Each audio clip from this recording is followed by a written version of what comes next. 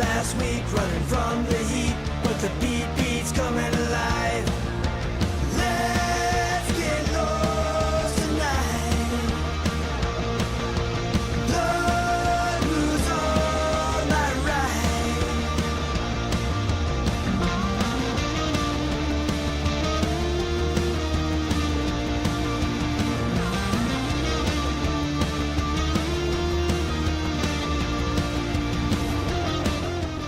Hello, wackos. Welcome to Without a Country. I am your host, Corinne Fisher. The song you just heard was by Free Vices. Welcome, welcome, welcome. Welcome back to the show. Mike Harrington, who just returned from his honeymoon to Italy. And I also welcome to this chair. They got a new chair in the studio. It's a gamer chair. I've never had a gamer chair, and I like it because it feels like I'm sitting on a throne. Also, excellent back support for a gal who has been having back problems lately because I've been hunched over my my computer writing stuff, and I have gua sha in my back, and it looks like I'm a victim in a horror movie. Hello, Mike. Welcome. I thought it was from you carrying the show on your back. Wow.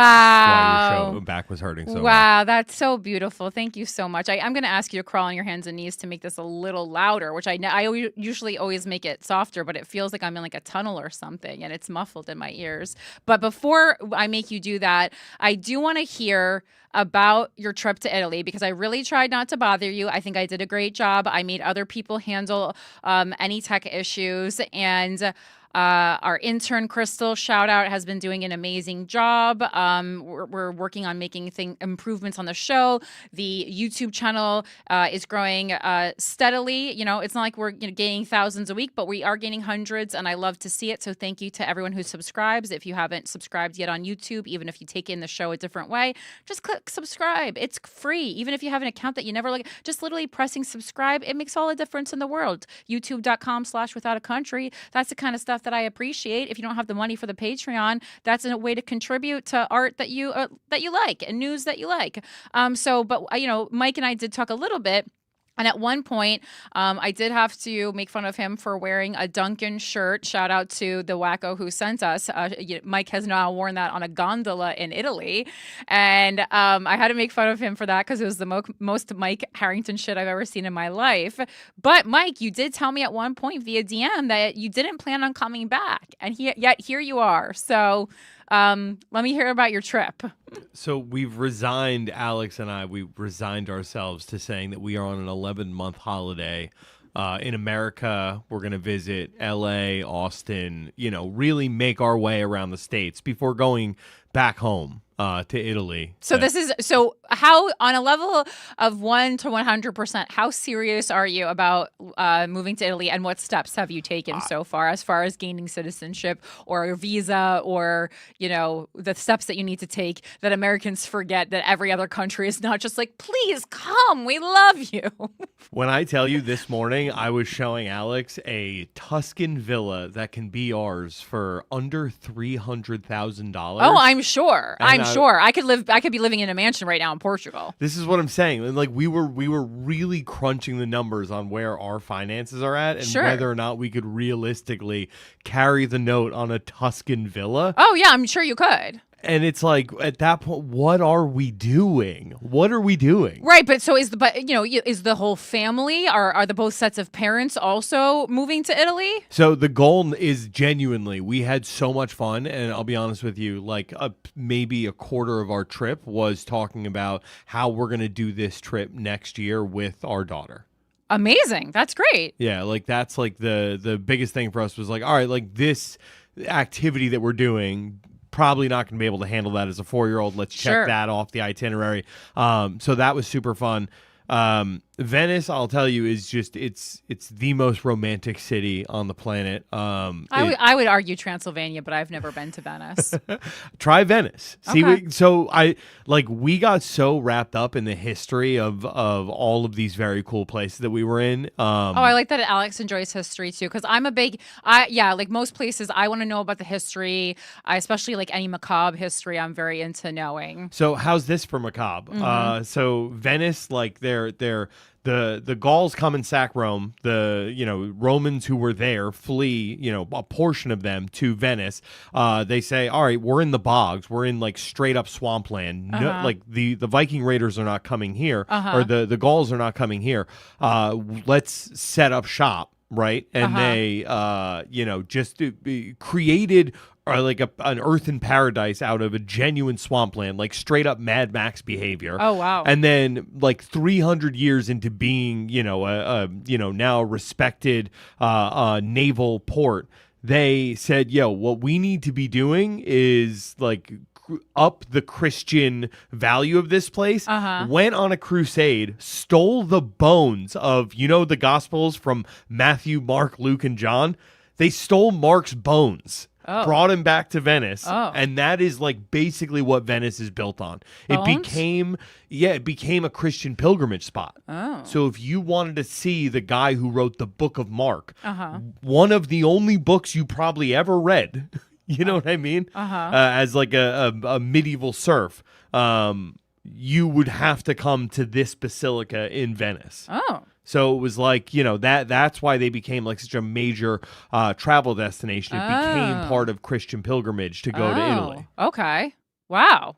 That was good. You retained a lot of information. Look at you. Did you go on a tour, or is this stuff you read, or was it a tour guide, or was it like audio tour, or... So what we did was we knew the spots we wanted to check out, and then we just watched a bunch of YouTube videos like about, brief histories or whatever, like cool stories, about the place. And then we retained whatever stuff was pertinent to the big landmarks we were going to hit. And then we, it was cool. I watched a video on how like a lot of the stuff that adorns St. Mark's Basilica, what makes it so unique is like it's all plundered treasures. So it's like there's statues of Constantinople's children in there. That was like they took that straight from his palace, like the horses that adorn the outside of it were like Turkish or Syrian, like those horses were like, on the palace there. They took them, and to show off our spoils of war, we're putting it on our most famous building, and so that every tourist can see, we came to your place, wreck shop, and took your coolest stuff. Right. And now we're gonna put it on display for you. It was like that's giving a little bit Vlad the Impaler. A little bit. Yeah. His was more gruesome, but yeah. I mean, this was more like pomp and circumstance, which I really liked. But yeah, I mean, every single view there was beautiful. Florence is the most fun I've ever had. Florence feels like the only place in the world where like women feel completely safe and they can just... That's the propaganda Florence is trying to sell you.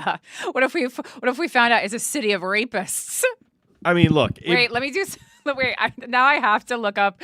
Have you looked up how many rapes happen in Florence? Now I have to. No, but I bet it's very low. Okay. Because I mean, rape statistics. Well, because rape doesn't exist in Italy. Listen, I think it's hard to. You will be hard pressed to find someone who's not consenting. Seeing the sunsets you can see in Alex and I were laughing about like the concept of if you are a single Italian man, all you need is a Vespa and one spot. If you have a Vespa and one spot, you can just get laid. Right. For sure. Right. And it's like, what we noticed mostly in Florence was like not a lot of like hookup culture and like, people flirting in bars. A lot of people sitting at a table, like four friends really getting to know each other. And, the men were very, very respectful, almost like a little, like they were yay. Oh, they were a little homoerotic. Like I was watching dudes watch sunsets together, but watching like the soccer game on their phone. That's nice. It was very nice. We need that stuff that would be questionable masculinity-wise in America. Dudes in Italy are like, "Yo, we're so straight. I love that. We can just bro down." That's my favorite kind of straight, honestly. Florence is apparently the third safest city in Italy.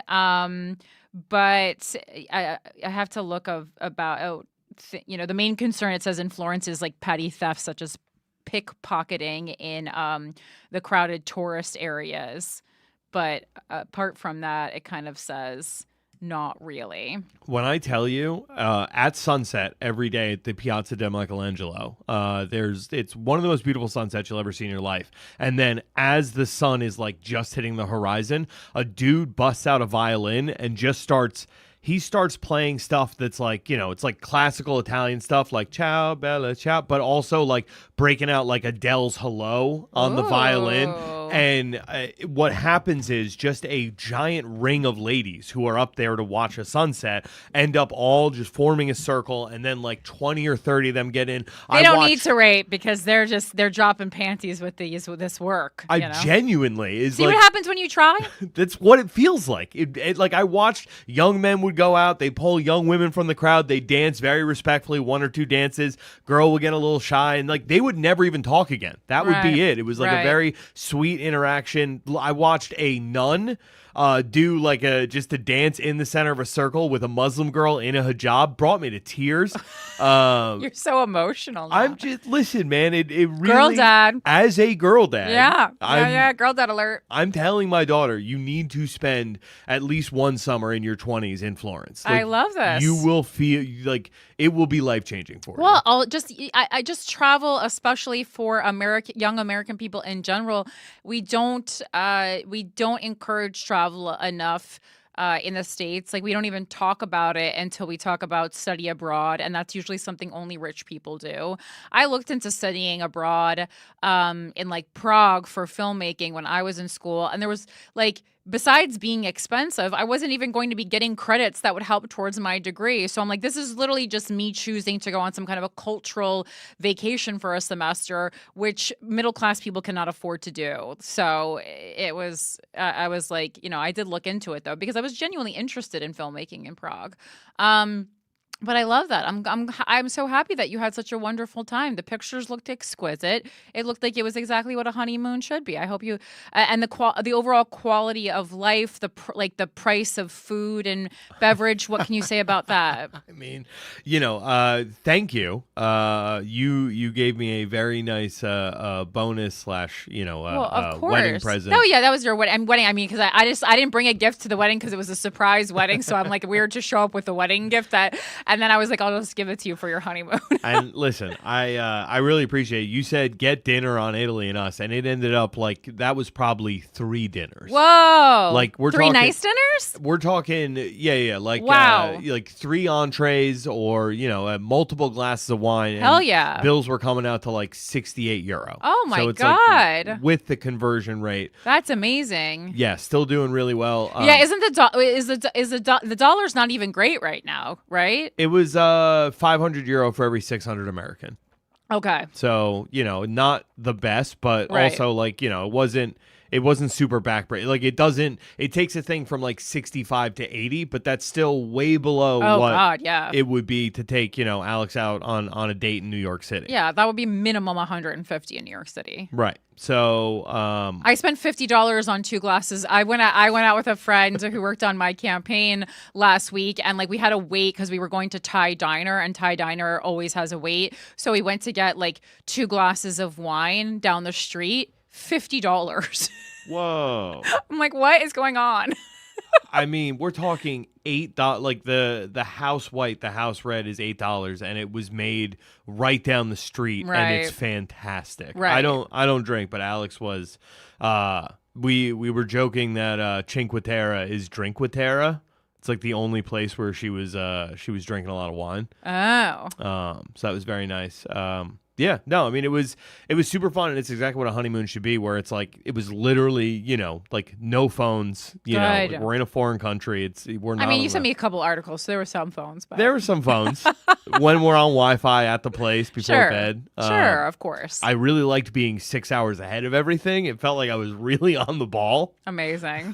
So we did look, like I said, we looked today at a Tuscan villa, and we genuinely considered, could we open our own podcast network in Italy? Like, how fun. Could these skills translate across the pond? I think they might. Well, and also I could see like especially the wealthier comics being like, oh, now I have like an excuse to go vacation in Italy for a month. I could totally see the richer comedians doing that. Just start the circuit, get a couple get a couple shows popping off based on guests coming in for the podcast. Also, to do the car introduce wash. us to the world of Italian celebrities. That's one of my favorite things to do when I go to another country. I love learning about the celebrities that haven't gone international yet. I was obsessed with that in Romania. I would buy all their like tabloids, and then I would just have the tour guide explain to me, like, you know, because this was a long time ago before I had the internet was as full of information as it is today. So he would just like explain to me who everyone was and what they were known for, and I thought this was like the funniest, most interesting thing ever. And he would give me like American comparisons. He's like, "Oh, this is like our Jennifer Aniston or whatever," and I was like, Raju broke it down for me because he thought it was so funny that I was so interested. But I was like, yeah, I am very interested. Like, I think it's so, I am so interested in the concept of fame first and foremost, and then secondly, like, the way it can be compartmentalized from a country, because like we don't really do that here. Basically, like, if you're famous in America, you're kind of famous everywhere. So it's a different kind of fame that other countries experience, and I really think that's like cool and it almost seems better because like there's the comedian Gad Gad Saad. Isn't it No? Gad El? It's like he's like super famous. Oh, no, Gad Saad is not a comedian. Yeah, it's not Gad Saad. It's Gad El. I just forgot how to pronounce. Like Gad is like French. He's like French Canadian comedian. Wait, so Gad El Malay, Moroccan Canadian comedian. So people just call him Gad, but he is like crazy famous where he lives, like crazy famous, and like in America, he just has dinner with me and Harrison Greenbaum. Like that, like that's like, he's like married to like, or like dating like a princess. Like he's like the Seinfeld where he can't go anywhere without being hounded. He's just at dinner with me and Harrison in America. And like, I love that. I had that experience with my buddy Screwball. My buddy Screwball he's a Polish rapper / he does the armored fighting, and he's one of the best. Like he's a world champion many times over. Nobody in America knew who he was, and he was chilling here. But I'm in Venice, and I ran into a Polish guy, and I was like, "Oh, you sound like my buddy Screwball." He said, "You know Screwball? Screwball!" Whoa, okay. Like, dude, it's crazy what it translates to. Where you can make connections all the way across the world on somebody who have a little currency. Yeah, it's sick. Our guy is Fred Palma. That's our dream get for our podcast network is Fred Palma. He's massive in Italy. Okay. We just watched Too Hot to Handle Italy while we were in Italy. Okay. New favorite show. Wait, Fred Palma or Fred Da Palma, the rapper? Fred Da Palma. Yeah. Oh. They just called him Fred Palma Oh. on that show. Now, But okay. he's huge over there. Is he gay or straight? I couldn't tell you. He came onto the show with multiple women, and it was like supposed to be a straight dating show. So I doubt they would get like a gay dude to host that. Well, that being said, there's just a head tilt that he's doing in the first image that comes up on Google that is giving June, if you know what I mean. But it's I don't know. Yeah, but again, and he's also wearing a mesh shirt. I think that's part of the culture is to lean in. I agree. To be like as like the way I wear pink and they think it's masculine. These dudes are like, no. We're going full nipple piercings, mesh tank tops, and call me gay. See what happens. And I do like that. I actually really like when people dress like that. Men dress like that. But all right, cool. He's very handsome. I like all the tattoos. All right. Palm tree face tattoo is a winner. Palm tree face. Okay. Well, yeah. Hopefully he comes on your podcast network. I would love to have you on, Corinne. I would love to go on. Come out to the villa. I am Italian. So. We got a pool. The villa that you're looking at has a pool? The villa we're looking at is a pool. This is incredible. In ground, I don't even think they do above ground in Italy. It seems below them. Yeah. Come on now. All right. Well, that's amazing. So welcome back. I'm so glad you had a wonderful time. I'm sorry that you have to come back here. I never thought Mike Chicken Nugget Harrington would want to be anywhere but America, but it shows that anyone can change. It's been my dream since I was a little girl to move, or since I was a teenager to go back to Romania, my homeland. I'm not Romanian at all, but I love it. I was bringing the heat. I was talking so much crap on the way out, and within days, I was like, why would we ever go back? Why? To America. Yeah. Yeah. Yeah. There it is. Well, all right. Okay, so again, thanks for joining us. If you're not following me on social media, please make sure to follow me on social media. I'm at Philanthropy Gal. You can also follow Without a Country podcast on Instagram. A reminder to my Los Angeles capitalist pigs and cuties that I do have Gash happening on October 22nd. It is a Wednesday at the Comedy Store in Los Angeles. Again, ticket sales, the ticket link isn't up yet, mostly because I still have to hand in the poster and stuff, so they're really waiting on me. But I just want you to hold that date and make sure to buy tickets as soon as I post the link so we can sell that out as soon as possible and get the Halloween season going. And then Mike also, he's left the he's left the booth. I don't know what he's doing, but I'm going to promote his show for him because he does have an armored combat show. If you're watching this live, he has an armored combat show tomorrow in Astoria, Queens, that I think I'm going to be attending a little late though, because I have a podcast, of course, to record before then. But can you tell us a little bit about more about this show tomorrow in New York City, Michael? Yeah, live from the Melrose Ballroom. It's going to be the biggest show we've ever done, featuring returning champion Mando. It's a bunch of the New York people. It is in the service of, I believe it's Santa's Armor. So there is a charity attached to it. Oh, that's nice. You can get tickets at thearmoredleague.com. I think doors are 6 p.m. Show starts 7 p.m. They're going to do soft kit. Guys are going to put on armor, show people, exactly what the process looks like. 8-man tournament. There's going to be fans doing soft kit stuff. It's going to be a really good time. Come on out. Hell yeah. Sounds amazing. Also, I want to show you my shirt. This is Kesha and a dog. This is the shirt I did get. I found out that her mother owns started a animal rescue, which is really exciting. I don't know how long. I'm gonna look it up. How long it's dog rescue? But I was at her concert last week. It's called the Magic Mission. And it was started by her mother, but Kesha is on the advisory board, of course. It was started by her mom, PB Siebert. And they get street dogs from, I want to say, in Central America. So the Magic Mission is a 501c3 nonprofit organization dedicated to stopping the overpopulation, abuse, and homelessness of dogs and cats in Central America, which is so, so, so cute. And Kesha, she has 4 cats, including the world famous Mr. Peeps, who she rescued from an alleyway behind a strip club. I didn't even know that. Like, a lot of people I'm fans of. I'm like fans of their work, but I don't necessarily know a lot about their personal lives. I know a lot about the personal lives of Spice Girls, but that's because I was like a fan when I was little and I had time to like read all like the mini books about like this is Victoria's favorite color. All right, moving on to the meat of the show. Our enemy of the state this week it's OnlyFans, guys. I hate to say it, it's OnlyFans this week. And I was waiting for the drop, but then it didn't come. I strategically planned a sip of water. Enemy of the state.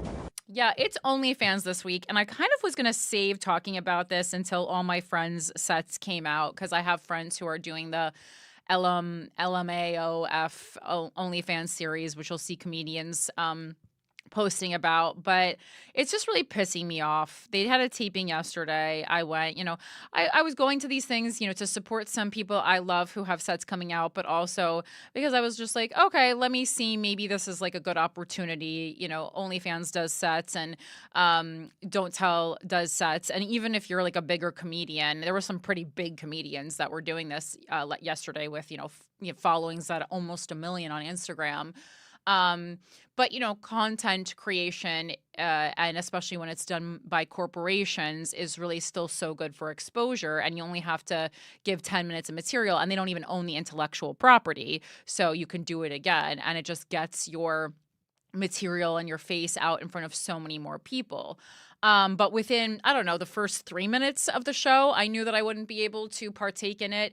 I had heard some chatter behind the scenes that they were basically, and again, this is I don't want to get sued, but fucking also come at me, OnlyFans. It seemed like some of the things they were telling comedians to do was, I don't want to say sex trafficking, but borderline pimping, I'm going to say. And so basically, to break it down, they give comedians this opportunity, and comedians are great to prey on because we are desperate as hell to become famous. And so I think that's why, anyone in the entertainment business really is, but comedians especially, because it's a less clear pathway, I guess, to success in comedy than in other things like acting. And we can do more experimental things, and people really take advantage of that and pay us shitty and treat us badly. And, we don't have unions in the same way that, actors have unions. So there's just a lot of unethical stuff going on in this business. And I had heard chatter behind the scenes that they were basically, they pay a good amount of money. I'll just say the amount they pay like $5,000 for the set. And then they ask you to post content on OnlyFans for the next, I think it's 3 months, but don't hold me to that. And if you do that, then you get an additional $3,000 for a total of $8,000, which is a really good amount of money for a 10-minute set because they don't own the intellectual property. They just own that clip, right? But, they pretend that you can post whatever you want on OnlyFans, and they try to, they've done this thing recently while they're trying to encourage creators to post other kinds of content, and the reframing OnlyFans is like it's not just for sex work. But then I heard what they're saying to these comedians, and whatever, but it especially bothered me for like the female comedians like in their 20s that they're saying this to, especially ones who don't have followings yet. They're like, yeah, of course you can post like comedic content, but also it's really like the sexier, spicier stuff that does well. And you don't have to, fully go nude or anything, just to tease. And listen to me very carefully. If you want to do sex work, great. More power to you. But if some fucking corporation convinces you that in order to monetize your art and in order for men to pay attention to your words, you have to sell a bundle of bikini pics for $15 fucking dollars, what you're gonna do is you're going to hit reply on that email and you're going to type 3 words back to OnlyFans, and those words should be go fuck yourself, because this is just really bothering me. This is a problem I had for a long time. I've spoken about it off air with Christina many times, how I see so many of our colleagues numbers going up on Instagram, and I go, like, how is this happening? Because when other people are like exploding, and you want to know why, and it's not out of competition. It's just like, oh, am I fucking doing something wrong? Am I not up to speed? Or what is it that they're doing, and is it something that I should be doing? Is it something that I want to be doing? Is it something that is ethical for me in my career? And again, nothing against the ethical standpoint from these women. If they know what they're doing and they're not doing it under any kind of coercion or stress or fear that they're not going to make it, and they're just genuinely like, fuck it, like, I don't mind selling some bikini pics to get my comedy career ahead. If you're using it as a tool, great. That is your own choice. But that's just like really not what's happening here, especially when they're holding $3,000 basically hostage until you do like 3 months of content or whatever the fuck it is. It just really pissed me off. Like, and it bothers me so much that really talented comedians who work hard at their craft, who have good jokes, who do all the spots, who tour, who make content, feel the need that, number one, to subsidize their income by selling, nude photos or making like flirtatious content. Again, if it's not what they want to do, if it is what they want to do. And I know some people who have been like, this is what I want to do. This is the easiest way for me to make extra money right now. Great. Again, more power to you, please. That's what America's all about, baby. But I just really feel like, first of all, corporations getting involved in art, especially comedy, which is supposed to be like, the truth tellers, is a recipe for absolute fucking disaster. We've already seen the infiltration of politics into comedy. People, doing the bidding for other people. Tim Dillon having dinner with J.D. Vance. Like, stop. This is absolutely ridiculous. Crazy. And then so now we see, we've not like capitalism hasn't existed in comedy before. Obviously, like it always exists in the entertainment business. You always have the opportunity to sell out if you want to. But this just really rubbed me the wrong way, especially because while there are some larger comedians doing the OnlyFans comedy sets, it's a lot of up and coming female comedians. And of course, this is like the only time in my I've been doing comedy since 2010. This is the only lineup where I've ever seen more women than men on the lineup where it wasn't some kind of, women's specialty show. And the reason is behind closed doors, they're trying to fucking monetize these women's bodies. So that's what's going on. And I don't know. I mean, I'm 3 seconds away from getting in a fucking huge online fight with OnlyFans. I wanted to talk about it here first. If anyone, by chance works at OnlyFans, if anyone's an OnlyFans creator, has more insight to this, it just pissed me off. And it also pissed off some of my colleagues, who are female comedian colleagues, who aren't even who don't even come with my, in quotes, crazy feminist energy. So if it's pissing off them, it's gonna send me. One of my friends goes, "Oh my God, Corinne, I'm so glad you're here. Like this is your investigative journalism." What did she say to me? She was texting me because it's like I'm on a group chat now with a bunch of female comedians. My friend goes, "I love this was a low-key sting operation for you, Corinne." I laughed so hard. But really. And so that's that. They're encouraging female comedians to DM with men for money. Because you set a price, so it's $5 to DM with men for money, and then it's just giving Ghislaine Maxwell, first of all, and then also that's all the stuff I know behind closed doors, and then in front of closed doors. The reason why I was so turned off 3 minutes into the thing was because the host comes on, and I loved the host. I thought she did an excellent job. She's a comedian I'm aware of, and so it's no disrespect for her, but I could tell She is an OF creator, and I could tell her brain had been filled with this need to be but also look at subscribe to my OnlyFans because I put content there, but I also put cute pictures of my butt, and I just this is something that we've spent years fighting to stop male comics from introducing us on stage by what our fucking tits and ass look like. And now a corporation has come into the game and monetized it. I mean, I guess at least we're getting paid this time instead of just sexualized for free, but it's fucking pissing me the fuck off. Again, if you want to be a sex worker and do sex work because that's what you want to do and that's the choice that you are making, that is great. And that is part of what having autonomy over your body is about, and being a woman in America. Great. I love that. But if you feel that the only way that you can get people to pay attention to the thing that you actually want them to pay attention to is to lure them in with sexuality, or not sexuality, or just actually nude pictures, especially this it seems like the only way to get men to pay attention and to pay money for your art is to throw a little ass in there. That's what pisses me off, because I actually don't even mind the luring people in with sexuality, because I've certainly guys we have done that to lure people in with the conversations about sexuality, and then put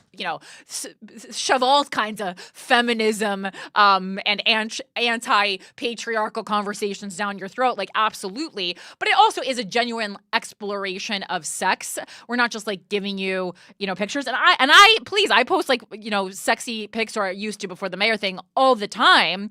The mayor thing, that time I ran for mayor. But and I'm not against it, and I will again. I love posting nudes, but I'm doing it for free on my terms. And you guys know, if there was an Instagram only for women, they would only be going there. That's for goddamn sure. Mike, did you want to say something? You raised your hand at one point, I think, but I was still on my rant. No, I get that. I want to be, a little fair. To who? OnlyFans? As far as I understand, the 3,000 isn't guaranteed when you sign the deal. The 3,000 is if you hit certain benchmarks. Exactly, and they're okay. So even worse then, because those benchmarks they know are really hard to hit unless you're posting the fucking bikini pics. I agree. So, but that's a thing where it's like you can accept the $5,000 to put it out there to however many eyes, and if you want to go above and beyond to get that extra $3,000, that's up to you. Why is women's above and beyond always pictures of our tits and ass It's or not. our feet? It's It always not. fucking is. It always fucking is. This has pissed me off so hard. Okay, so what I will say, that's the easy route to go for sure. And I'm not, and I want to actually clarify. I did hear a male comedian that they were trying to cajole him into putting dick pics on too, but this is much more prevalent amongst the female comedians. Just to be fair on this unbiased show. So I do know a male comedian who they were saying those exact same things to, and what he turned around and did instead was he recorded his, he opens on the road, he doesn't, headline, but he would do like a 15-minute set over one of his shows for the weekend that was specific to whatever city he was in, like new material basically. That's great. And then That's so sell smart. that for, $9.99 or $5, but whatever he was selling it for, he did enough to hit those benchmarks to not only make whatever he made, but then get the additional $3,000 bonus. So there is a way to do that For with sure. just comedy.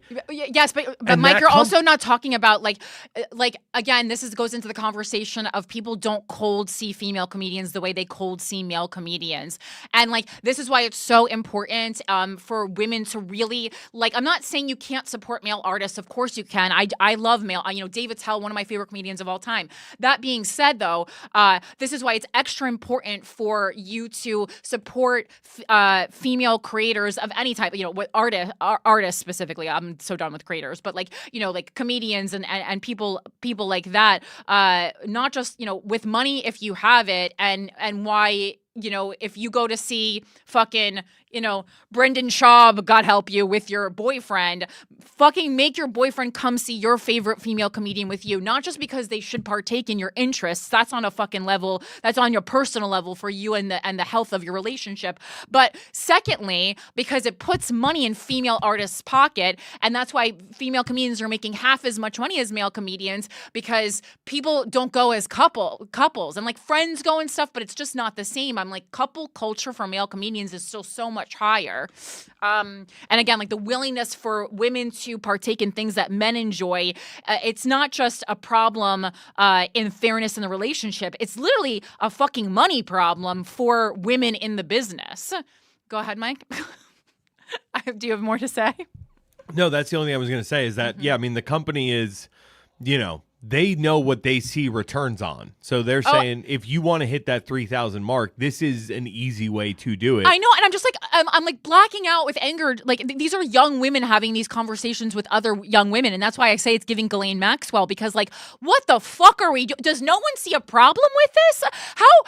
I understand you got to do your job, but like it's pulling a female comedian aside and saying like, oh yeah, sure, post your little comedy bits, but like if you really want to do well, post a selfie that's kind of like has a teasing nature to it. Truly, fuck all of you. Fuck all of you. Oh my God. I am so fucking pissed about that. Ugh. And again, I'm not going to say who my friends are, obviously you'll see some people come out, I'll talk about it on Guys We Fuck too. Again, I was like trying to bite my tongue because the sets aren't going to come out for like a couple months for this like newest one that that was just recorded yesterday, but really, really made my stomach turn.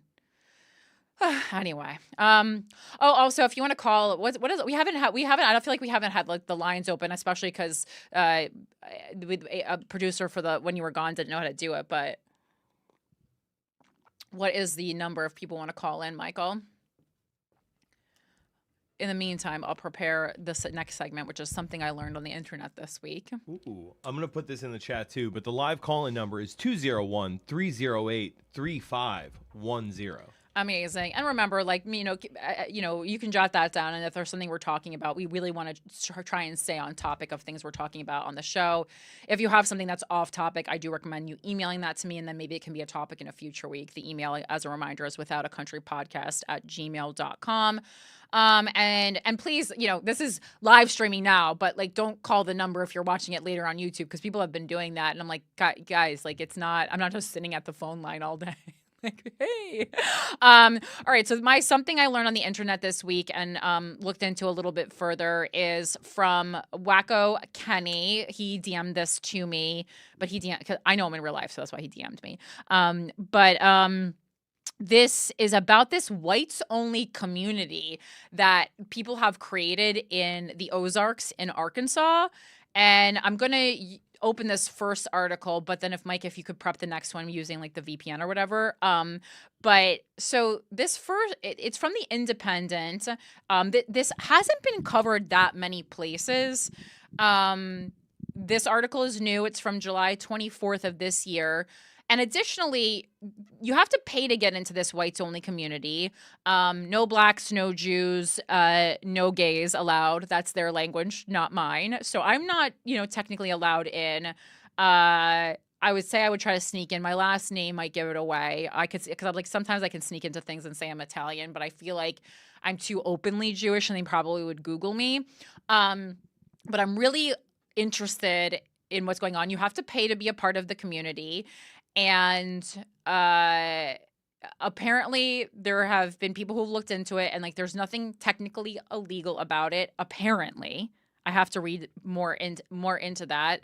But they did a news story about it. I think maybe on like an NBC show or whatever. But this is from the Independent, and it says whites only community plotting expansion to another state as its efforts to build a white nation continue. And what's interesting is like, yeah, you have to pay to get in. And there's a waiting list, and it is called Return to the Land. It's an ethno-nationalist living community in remote Arkansas that welcomes only people with traditional views and European ancestry, reportedly planning new project in Missouri.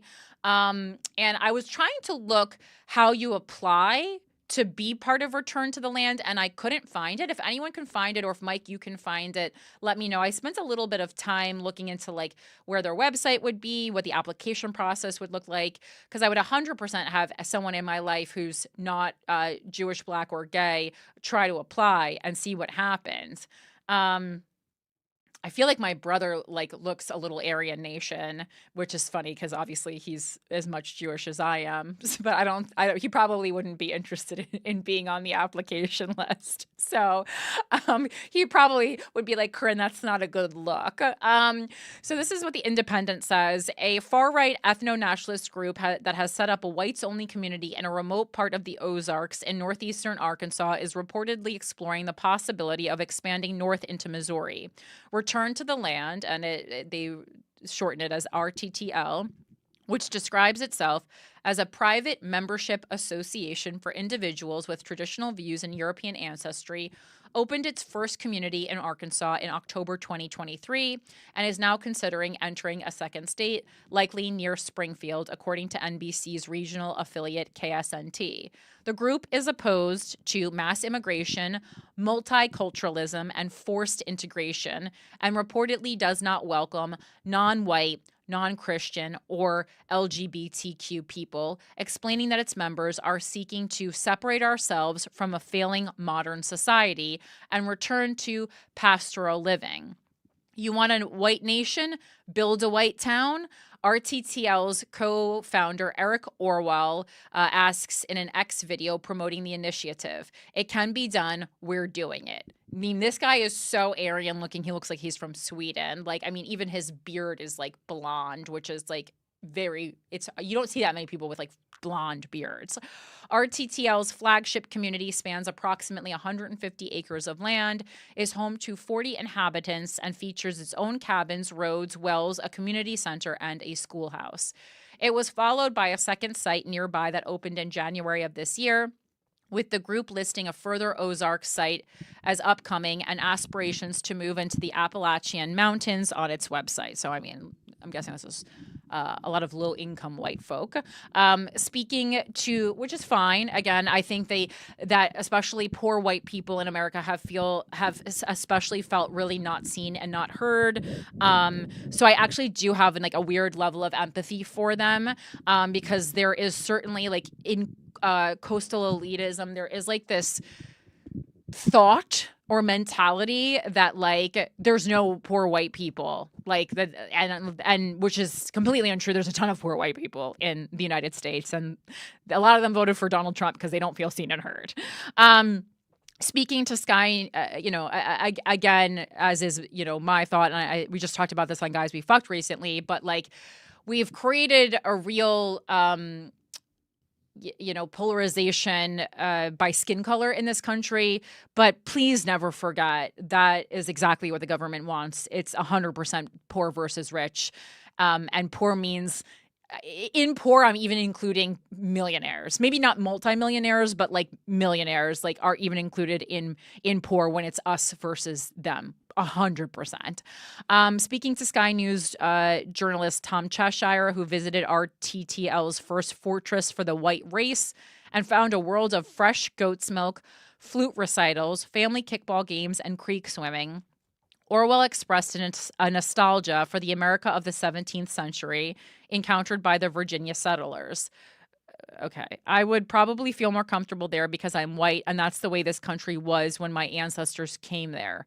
I mean, that's wild because indigenous people were here and they're not white. Okay, they go on to say that immediately. He said, overlooking the Native Americans soon to be displaced by the colonists. Even if an individual has all the same values that I have, if they have an ethnic identity that other people share and care about, their children will also have that identity, and their children might not necessarily have all the same beliefs that they have. On his ambitions for RTTL's expansion, he said, I would like to have more communities so that people in all parts of the U.S. have this as an option if they want. I would also like us to network and branch out internationally. Part of that branching out includes online fundraising campaigns, one of which seeks donations to enable the group to pay cash rewards to parents of newborns as a means to incentivize population growth, which was halfway towards its modest $10,000 goal at the time of writing. And in the video, one of the women, when the interviewer asks, this is only for white people, like no black people, no Jewish people, no gay people are allowed. And she's like, yeah, but those other people have created similar communities for themselves. And like, I actually don't, I can't fully disagree with that. Like, this is a little bit different because you have to pay to get in, and like the other people are like not allowed, and it seems like it's going to get violent. But there are certainly other areas where, and in New York, we have a ton of these where it's, predominantly Korean people, predominantly Chinese people, Harlem, predominantly black people, areas of Brooklyn, predominantly Orthodox or Hasidic Jewish people. Like, for sure, people often like to create communities or all move into places where they share different values. Like, that's as old as time. And even, incentivizing it, I mean, that's what Birthright ultimately is. It's a program to, yes, you can basically use the program for what I used it for, which is a free trip to Israel, and because I wanted to get in touch with like my Jewish roots. I am not Israeli, but I am Jewish, and I wanted to get in touch with my Jewish roots for free at a time when I just couldn't imagine financing a trip to Israel by myself, and I used it for that. But I was, even in my 20s, I knew that, nothing free is really free. And of course, the whole time they were trying to sell us, on the idea of making Aliyah, which is any people of Jewish heritage are invited to come and live in Israel. Like, you're welcome. Like, they do all the paperwork, they'll help you with all the paperwork. You're welcome. Anytime I want to like become a citizen of Israel, I would be allowed to do that as someone with Jewish heritage. Like that's what they want to do. They want to, increase. They basically want all the Jewish people to live together. So that's more complicated of a discussion because of everything that's happening right now. We'll get into that later in the show. But you know, even though they're talking to this lady who obviously doesn't like black people, doesn't like Jewish people, doesn't like gay people, I was like, the woman does have kind of a point here. But you know, then the additional argument would be, but you know, those are people who are in minority groups that are constantly being attacked, and so they felt the need to congregate in a certain area for their own safety, whereas white people really don't have to do that. But I guess then you could argue back at me that I guess maybe white people could argue that they now feel unsafe because of because other groups of people, immigrants, I don't know what. I'm like, white people are immigrants too because they're immigrants from Europe. So I don't really know. But I guess they could make anyone in today's society can always make the argument that they, quote, feel unsafe. And it's just kind of something that we do now.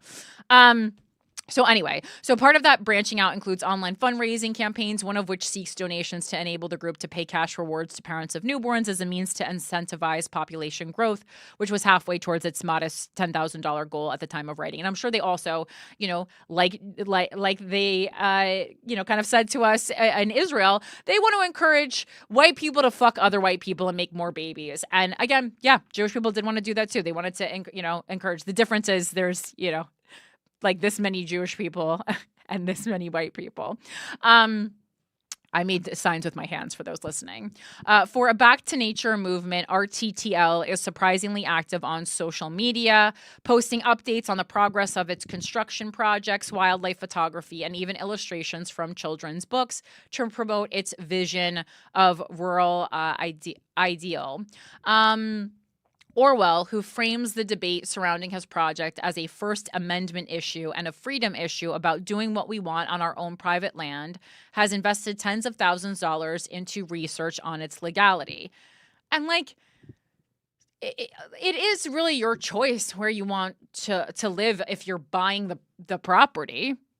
The attorneys we've consulted believe what we're doing is legal. He told KSNT, Americans have the right to freely associate and form intentional communities on whatever basis they choose. Orwell believes its PMA status exempts it from because a private membership association status exempts it from legislation like the Civil Rights Act or the Fair Housing Act, which mandate equality and outlaw discrimination, although that is by no means an option shared by all experts. Arkansas Attorney General Tim Griffin, for one, said in a statement responding to RTTL's practices, racial discrimination has no place in Arkansas or anywhere in a free society. These allegations raise all sorts of legal issues, including constitutional concerns. My office is reviewing the matter. And it also might be something where, you would ultimately have to go to the Supreme Court with this, because he can say racial discrimination has no place in it. I, as an attorney general, don't welcome it. That doesn't mean there is an actual legal precedent unless they can find one. Barry Jefferson, president of the Arkansas chapter of the National Association for the Advancement of Colored People, you guys know it as the NAACP, said, I just truly believe that we don't need to get back to the Jim Crow era. We've been through that before. I think no one should be discriminated against because of their skin color. And agreed. Of course, I think a lot of people would say what person of color or minority person would want to go into this space. As a Jew, I would love to not live there, but I would love to go in and chat with these people. If you really look deep into the Civil Rights Act, it doesn't state that. I think they're misunderstanding what it states because there have been many organizations that tried to carve that out. That's not right. The Anti-Defamation League has been even more blunt about RTTL, accusing it of trying to revive discredited and reprehensible forms of segregation. Asked by Sky about the more overtly racist aspects of his organization, including the sharing of white supremacist slogans in its Telegram channel and his own thoughts on a second coming of Adolf Hitler, Orwell did not shy away, saying conventional opinion on the Nazi leader is one-sided, oh, here we go, and informed by Second World War propaganda. I think all historical figures are complex, multidimensional, he said. This is not unlike that podcast clip that was going viral this past week with the round table of like creators talking about Nazi Germany, and the young black woman says, you know, basically maybe the Jews did something to piss Hitler off and Germany off to deserve what they got. I'm paraphrasing, but she really did say something that horrific, and you could tell as it's coming out of her mouth, she thinks she's really, it's like a mic drop moment. She thinks she's like really onto something. And so that's been going viral. But again, no, as a Jew, absolutely no surprise here. Well, I do think, I do think, anti-Semitism, has and the genocide in Gaza have been conflated into this one thing. And I think they're like really two separate issues. I also still believe that it's really, and I do not think criticizing Israel is anti-Semitic in any way. Please do not take that. But what I will say is the genocide in Gaza has really opened the floodgates for people who hated Jews before to be very open about it now. I mean, that's not really even up for discussion. Again, it's something I knew all along. I've been experiencing it my whole life, especially when people are talking in front of me who don't know I'm Jewish. People love to hate Jews. It's like, and it's just become more socially acceptable now. So that's it. But this is not at all alarming to me. And I laughed when I saw like, oh, it's a white village. But also Jewish people aren't allowed. So like, again, right there plays into what I always knew all along, what I've been telling you all along. White nationalists and, these type of people, many of whom voted for Donald Trump, absolutely fucking hate Jewish people. And, the same people who were chanting, Jew will not replace us. So I think all historical figures are complex, multidimensional, he said. But when I say you're going to have to wait for that new Hitler to arise, I'm not saying you're going to have to wait for a new person to start a new Holocaust. I am saying you're going to wait for a charismatic leader who is going to advocate for your interests, because that's how a lot of people see Hitler. Well, I think we already got our charismatic leader, and I think that's Donald Trump. No one can. You can say he's a lot of things, but one of those things is charismatic. All right, Mike, of course, is out of the... Oh, wait. Actually, maybe I can go to this. I learned about this site where I can get through VPNs. Okay. Looking at something here. I want to get into this Gazette. Okay. All right. So... this kind of sister article to this is from the Northwest Arkansas Democrat Gazette. I got into it. Yeah. Yes, I think. Oh wait, no, I got a screenshot. I use this other website, but I couldn't get in anyway. Same thing. I tried it. Oh, okay. Are you using Archive? Yeah. Oh, but okay. what I did do, I signed up. Oh god. I have an interview with them scheduled for 8:30 tomorrow morning. Wait, how did you go? Wait, where'd you find that? Where'd you find it? Maybe I feel like I have Jewish cookies on my computer and I couldn't find the website. I'm not even fucking with you. I looked so hard for this, Mike. Where do you get it? So where did I go? Wait, you're doing investigative reporting for Without a Country. It's at 8:30 in the morning tomorrow? That's the only thing I'm like. Don't miss it. Don't sleep through it. Do I want to do this? Don't sleep through it. They don't have any other times available? No, so I looked, they have, you have to join a Telegram group, which I did. Of course. And then in there, they have a Calendly system to schedule it yourself. And the only date for July and August available is tomorrow at 8:30 in the morning. Someone might have canceled. Mike, you got to do this. This is gold. This is gold. All right. Can you video it without them knowing? I will see. Oh my god! Or at least put your phone on and record the audio. You know what I'm going to do? The very least. I have I only have Telegram on my phone. I'm not putting it on my computer, so you're not a maniac. I'll take the meeting from my phone and I'll just be screen recording when I accept the call. Oh my god! I answered the questionnaire genuinely, honestly. And they okayed you. There's a small part of me that thinks this whole thing is a bit, Because the last question on the questionnaire was, how often do you think about the Roman Empire? Wait, wait, can you go back to the questions or no? This is fascinating. And also, what's the URL? Like, how did you get through to this? So it's returntotheland.org. Okay, obviously I thought it was going to be something like that. Mike, when I tell you it did not come up, and I didn't just search white, like Arkansas, I searched return to the land. Oh my God, they know I'm a Jew. They know I'm a Jew. Talking about, I was telling everyone not to get too deep in conspiracy theories. I'm creating one on the show today. Returntotheland.org? Yes. It literally doesn't come up on my computer, Mike. I'm not fucking with you. I just typed returntotheland.org. It does not come up. RETURN. I know how to spell return. TO. Okay. THE. Okay, wait, I left out something. I left out two. Okay. I'm glad I checked. I put return land. But okay, but no, when I say I Googled return to the land on regular Google and it did not come up. Because I thought it would be like returntotheland.com. Yeah. When you do return to the land, wait, what if I official site? Yeah, it still doesn't come up in my first. They need to get a better algorithm. It's not even on page 2 of my Google results. Okay, anyway, so yeah, it's returntotheland.org.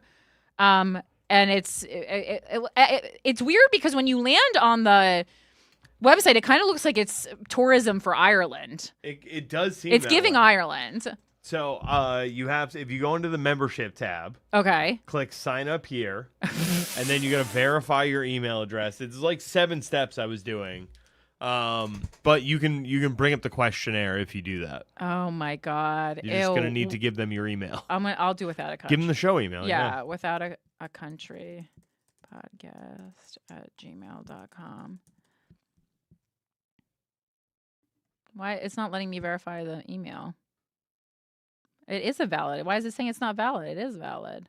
Oh God. All right. Well, I don't want to spend the whole show on this, but I'll get it. Yeah, I said without a country. You can try to do it if with the without a country email. You have access to that. Let me go to the About page right now. About Us. Return to the Land is a private membership association for individuals and families with traditional views and European ancestry. We hold events and conferences, and we help groups of our members form European heritage communities. It's a nice way of saying we're restarting the KKK. We're rebranding. Vision. We seek to create a decentralized movement formed of various individuals and societies returning to the land. We will promote strong families with common ancestry and raise the next generation in an environment that reflects our traditional values. We will facilitate economic and social harmony between all groups and individuals in our movement. Above all, we will continue to engage in a never-ending pursuit of excellence, refusing to lower our standards or lose sight of our goals. What I will also say, and this is just based on the people I saw interviewed in the NBC clip, and it wasn't that many people, but it was like 5, 6, 7. Everyone was kind of good looking. Like some of them were a little more granola than I like to go, but there wasn't anyone who was out of shape. There wasn't anyone who was unattractive. And you know these people weren't wearing makeup because that's not returning to the land. So I also wonder if there's a little bit of like a lipstick. There was this website in like the MySpace era, maybe even before MySpace, called Lipstick Party when I was a teenager. That was all the rage, but it was looks based, and only hot people were allowed on. And thank you, I did get into Lipstick Party, and that was like, but that was a kind of thing that would like kind of wouldn't fly today, at least not right out in the open. Like there's plenty of sex clubs and stuff that are still looks based, and private membership things that are looks based. But this was like an online website where you had to submit a picture of yourself, and if you weren't hot enough, you weren't getting on. And so I wonder if there's like that element to it as well. The mission is we will return to the land to separate ourselves from a failing modern society, and when we will make positive cultural changes in ourselves and in our ancestral communities. Goals: to facilitate individuals and groups that share common ancestry to purchase land in rural areas, to facilitate media activities to promote our movement, so to start a cult, to create many independent and fully functioning parallel societies, to teach, share, and develop successful methods of garnering independence and building community, to cultivate wholesomeness, beauty, health, and hope in a trying world. Legal disclaimer: RTTL does not engage in the sale or rental of real estate. Well, Michael, wait, don't you have to get up early for your daughter anyway, or does Alex do that? No, baby sleeps in now. I've been waking up before the baby recently. Really? So, like, what's your normal wake up time? No, I mean, since I got back from Italy, it's been like 6:30 in the morning. So. Whoa. Okay, so perfect timing for you. Because I'm going to say, I think your trip to Italy is also great. They want to make this you return to European heritage. This could be this could be the start of your conversation with the interviewer. It could be like, my wife and I just got back from Italy, and we really just loved that it's just all the same type of person. Hanging out together, and like we're not ready to move to Italy right now, but we want to move somewhere where we can really get back to these cultural values that we saw in Italy. Yeah, just give me a monoculture. That's really what I'm looking for. Yes. Oh my God, Michael, I'm so excited for your interview. Please don't sleep through it. Wow. All right. Moving on to Patreon. Thank you, everyone who has signed up for the Patreon. Got a lot of new signups this week. If you are interested in joining, you get one free exclusive video news story in addition to this show every single week. You can head over to patreon.com/withoutacountry. Memberships start at as little as $6 a month, and Blacks, Jews, and gays, welcome at the Without a Country Patreon. All hail to our dictator, Christopher Fungi, and our new capitalist pig, Sarah Joy, and our new cuties, Stacy Starr, Daisy, and Tyler Turk. Welcome, welcome, welcome. Let's get into the WACO mailbag right now. This is from WACO. I don't know if I want to say your name because you say where you work, but this is from a WACO from Portland who works in City Hall. So I'm going to leave your name out of it for your own privacy because you didn't say. But it says, "Hi, Corinne, listening to your latest episode of Without a Country and thought it was interesting when you talked about DSA members in politics. We've been talking about the DSA a lot because the winner of the mayoral primary, the Democratic mayoral primary here in New York City, is a member of the DSA, Democratic Socialists of America, for those following along." And the writer goes on to say, the Willamette Week recently put out this editorial about the new city council members and how their DSA politics are controlling the new form of government, which, I mean, I didn't need an article to tell me that, but I like that it's being covered. Because, again, it's not...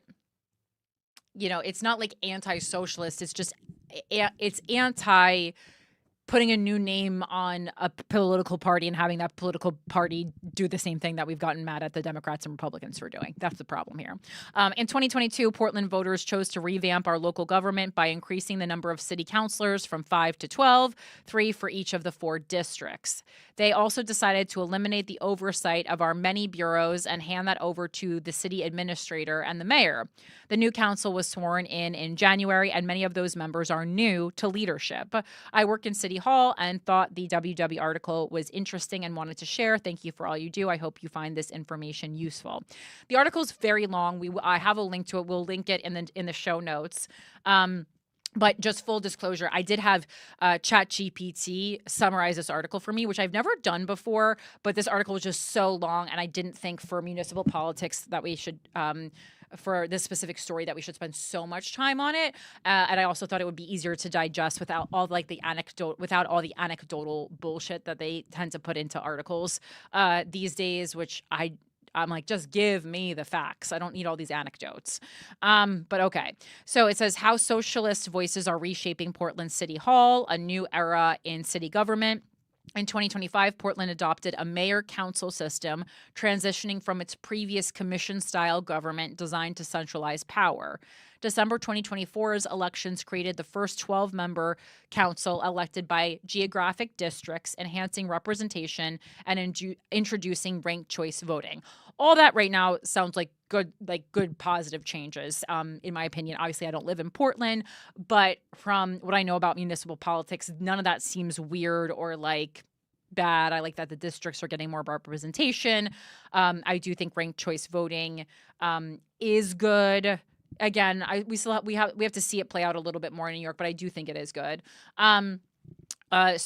Two, socialist influence at the core. For the first time, 4 council members are dues-paying members of the Portland chapter of the Democratic Socialists of America. A third of the council, which is unprecedented for a U.S. city.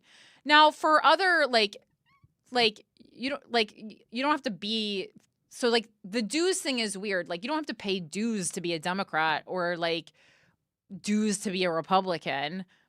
But I guess like there are dues paying, like what would that be? Like the Democratic, let me look for the equivalent. Like Democratic group pay to Well, to be like in a union. Yeah, to be in a union for sure. I'm like looking what would be the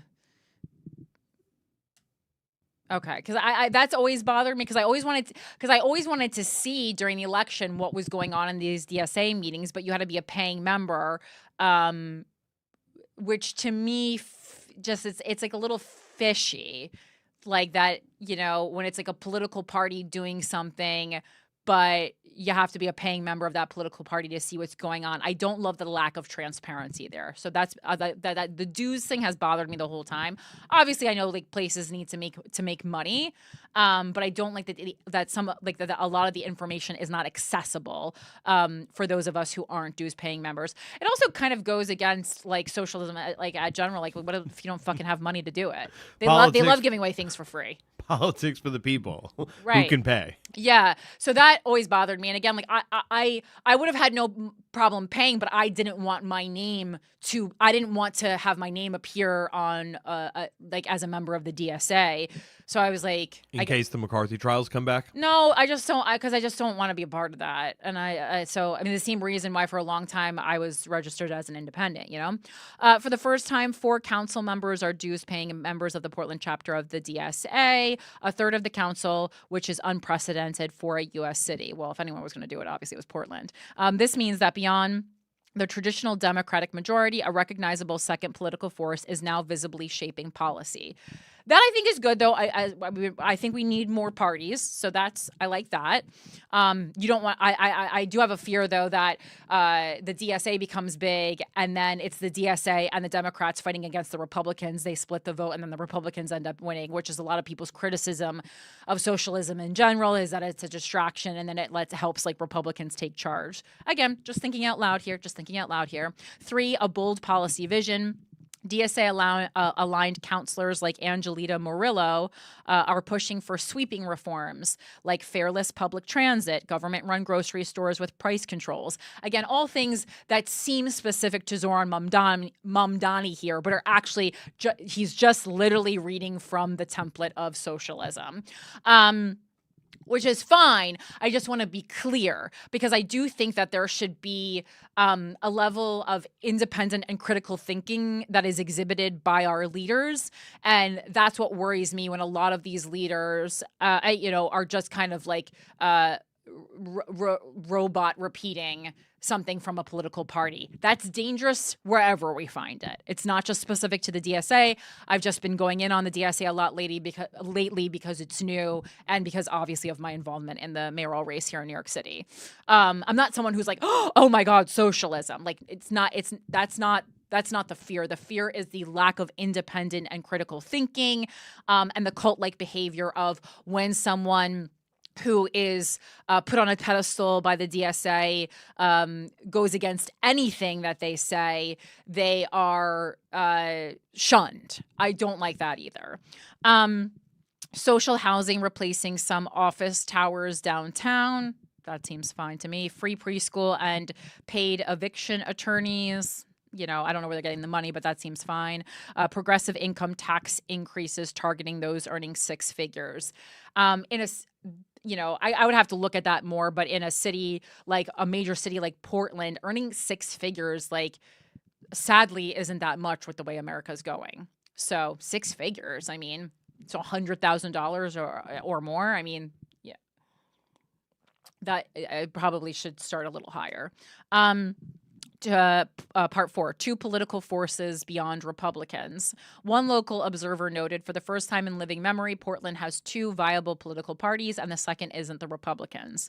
The council's socialist bloc is effectively setting the municipal agenda, raising the stakes in local politics, and testing narratives about tax policy and economic inequality.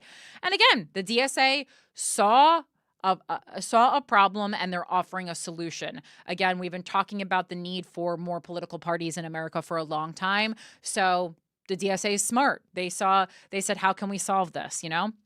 Broader context and policy momentum. In April 2025, the council, led by DSA-aligned members, unanimously passed a resolution to study social housing models, signaling serious intent towards structural changes in housing policy.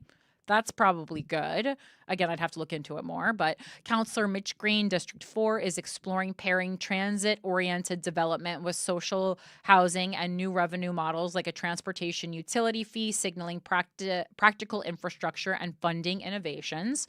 This pivot shows that Portland city government is no longer monolithically democratic in the fade to gray sense. It is now being actively driven by organized socialist leadership with a concrete policy agenda. All right. So, my feedback on this is I love to see a new political party, another option. It's obviously makes sense when so many people have lost faith in the Democratic Party, but that does not mean that they want to join the Republican Party. But the same as we keep an eye on Democrats and Republicans and the Democratic Party and the Republican Party, do not think just because the DSA is new and very young that they are not capable of the same corruption. Again, corruption happens so fast once you get a little bit of political power. It truly made my head spin during the mayoral race.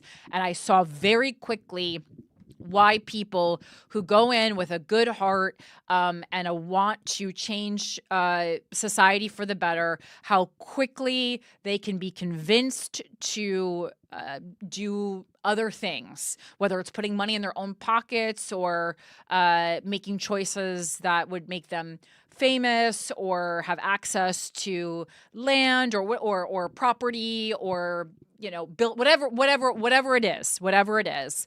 It can just happen so fast. It can make your head spin. And we saw this happen also when we're talking about people who want progress. We saw it happen with Black Lives Matter. Again, people who I think set out to do a good thing initially can also be corrupt, and people of color can be corrupt, and women can be corrupt, and young people can be corrupt, and people with progressive ideas can be corrupt, and people who are selling us ideas that we should all be equal can also be corrupt. So that's all I'm saying is just keep a fucking eye on it, the way we need to keep an eye on everything that is happening. This next... hold on. We got a caller on the line. Yes. Who? It is Crystal, and Crystal wants to talk about... Is it Crystal who works on the show? Oh, no, sorry. That's slip of the tongue by me. Hillary is on the line and wants to talk about the return to the land folk. Oh, Hillary, are you there? Hi, Hillary. Yeah, hi, can you hear me? Yes, I can hear you. Ah, awesome. Yeah, I was curious because you mentioned the idea behind the return to the land is all of these other communities and people groups exist that are segregated, but I wonder if that's actually true. You mentioned Harlem. Harlem is half white now. It's just it's not half white. They've actually. I lived there for 10 years, and they did a really good. I actually think that they did a great job of preserving community in Harlem. I don't know if you've lived there, but it was I haven't lived there, but when I go up there, it's why aren't these people getting off the bus? We've passed 149, 151st. It's people are staying. So people.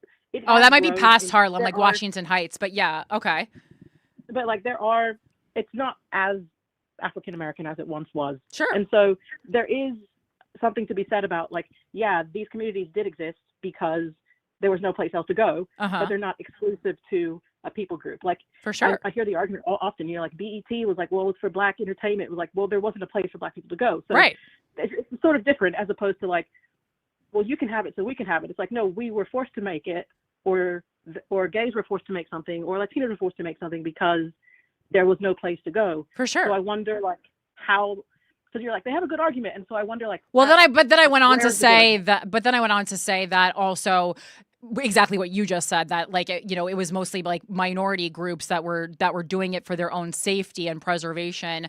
But, you know, I think white people are now making the argument, and we saw this a lot while Trump was, you know, running certainly for a second term, that they somehow feel like they are not going to exist, or that their culture, whatever that means. I don't even know what white culture really is, but I guess it's like this European based culture, like, will, you know, fail to exist. I think like they're trying to now make the argument that they like are a minority group, and like they are not yet, but I mean certainly closer to one than they were 20 years ago, I suppose. Yeah, fair enough. I just wanted to like get your perspective on that, because I think that the argument is fragmented. The idea of like, you created this, and as opposed to like you were forced to create this because you couldn't exist without it. Like Black Wall Street, right? It wasn't like, we're doing this because we hate you. It's like, we're doing this because we have no place to go. For sure. They're doing it because they don't want other people around. But then I'm also like, you know, I mean, even if they didn't do it as a private membership association. I mean, there have certainly been spaces that are successful in just being so unwelcoming in their behavior towards, I mean, I think we see it most towards Black people, that no Black person would want to live in that community. Like they just basically do it by good old fashioned bullying. Sure. And then, so this is kind of just like taking it to the new level and basically using this private membership association, you know, as a way to, I guess, legally get around it. And I think, again, I think like from the statements we saw from people like at the NAACP and stuff, I think it's going to be something where it might ultimately have to end up in the Supreme Court. And then like, you know, with the Supreme Court's decision-making history right now, it might actually go in their favor somehow. Although, right. you know, that'll take years. But I'm kind of interested because like the language that the people, you know, the Anti-Defamation League and stuff, the people were using kind of was like, well, this shouldn't happen from a moral standpoint. And of course, yeah, agreed. But it didn't seem like they necessarily knew if they had the legal footing to fight this yet, which I think is going to be interesting to see that play out. Sure. And I think maybe like a paid membership may change the conversation. Okay, Right. Cool. No, I just wanted to like hear a little bit more about your stance on it, because I found it interesting. I hadn't heard of it. Yeah, no, me neither. I was like, that's why that's my new segment. Something I actually learned on the internet this week. I try when I'm scrolling to actually learn about something new, even if it's horrifying. But thank you for calling in, Hillary. Yeah. All right, have a good one. Ciao. You too. Bye. All right. So this next one, actually, perfect that someone called in during the WACO segment. Very themed. Thank you. So this next one is from WACO Bridget, and this is regarding a surrogacy conversation that we had on the bonus episode for patrons last week. But it was basically just to summarize what happened was this gay couple hired a woman to be a surrogate to their baby, to have a baby, and the woman, while she was pregnant with their baby, she got cancer, and so she was going to have the baby. They were like going to induce the pregnancy, and she was going to have the baby prematurely. And I'm sorry, I'm like trying to remember the whole full article, and basically they were like, the couple was like, ew, we don't want this baby because it's not going to be like, it's going to be premature and like could have all these kind of health problems. And so they like basically like forced her to have an abortion, even though she said like, I will keep this I will keep this baby. I will raise this baby. And also like another one of her family members was like, I will also raise this baby.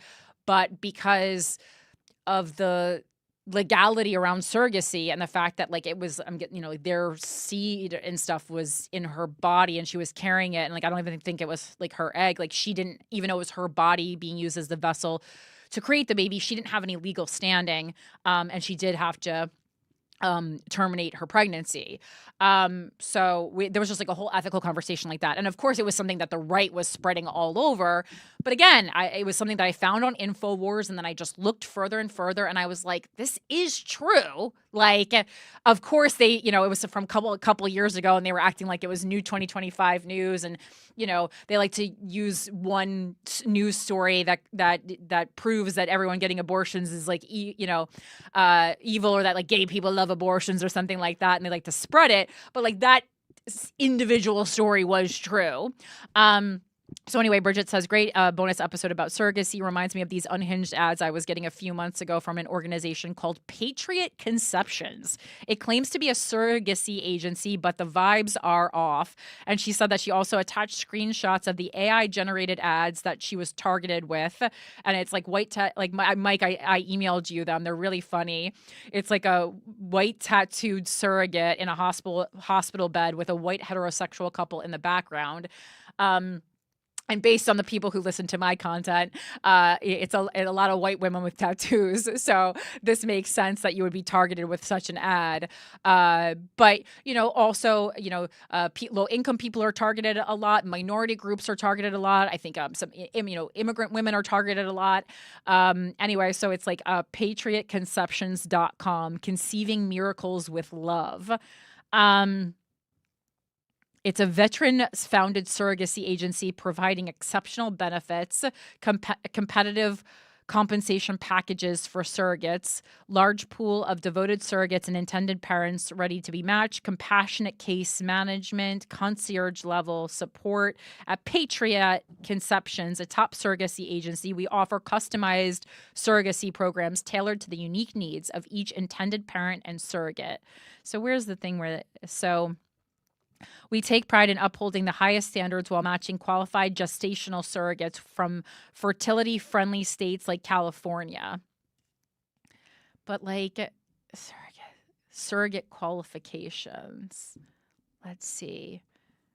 Between 21 and 36 years old to carry a healthy pregnancy, previously delivered 1+ children without complications, U.S. citizen or legal resident in a surrogacy-friendly state, non-smoker living in a smoke-free environment, no illegal drugs or controlled substance use, BMI under 30, calculate yours to check eligibility, reliable vehicle for transportation to appointments, not currently receiving government financial assistance, no criminal, so that's interesting, no criminal history or arrests on background check, agreeable to psychological and medical evaluations, STD-free and willing to take drug tests and hepatitis tests.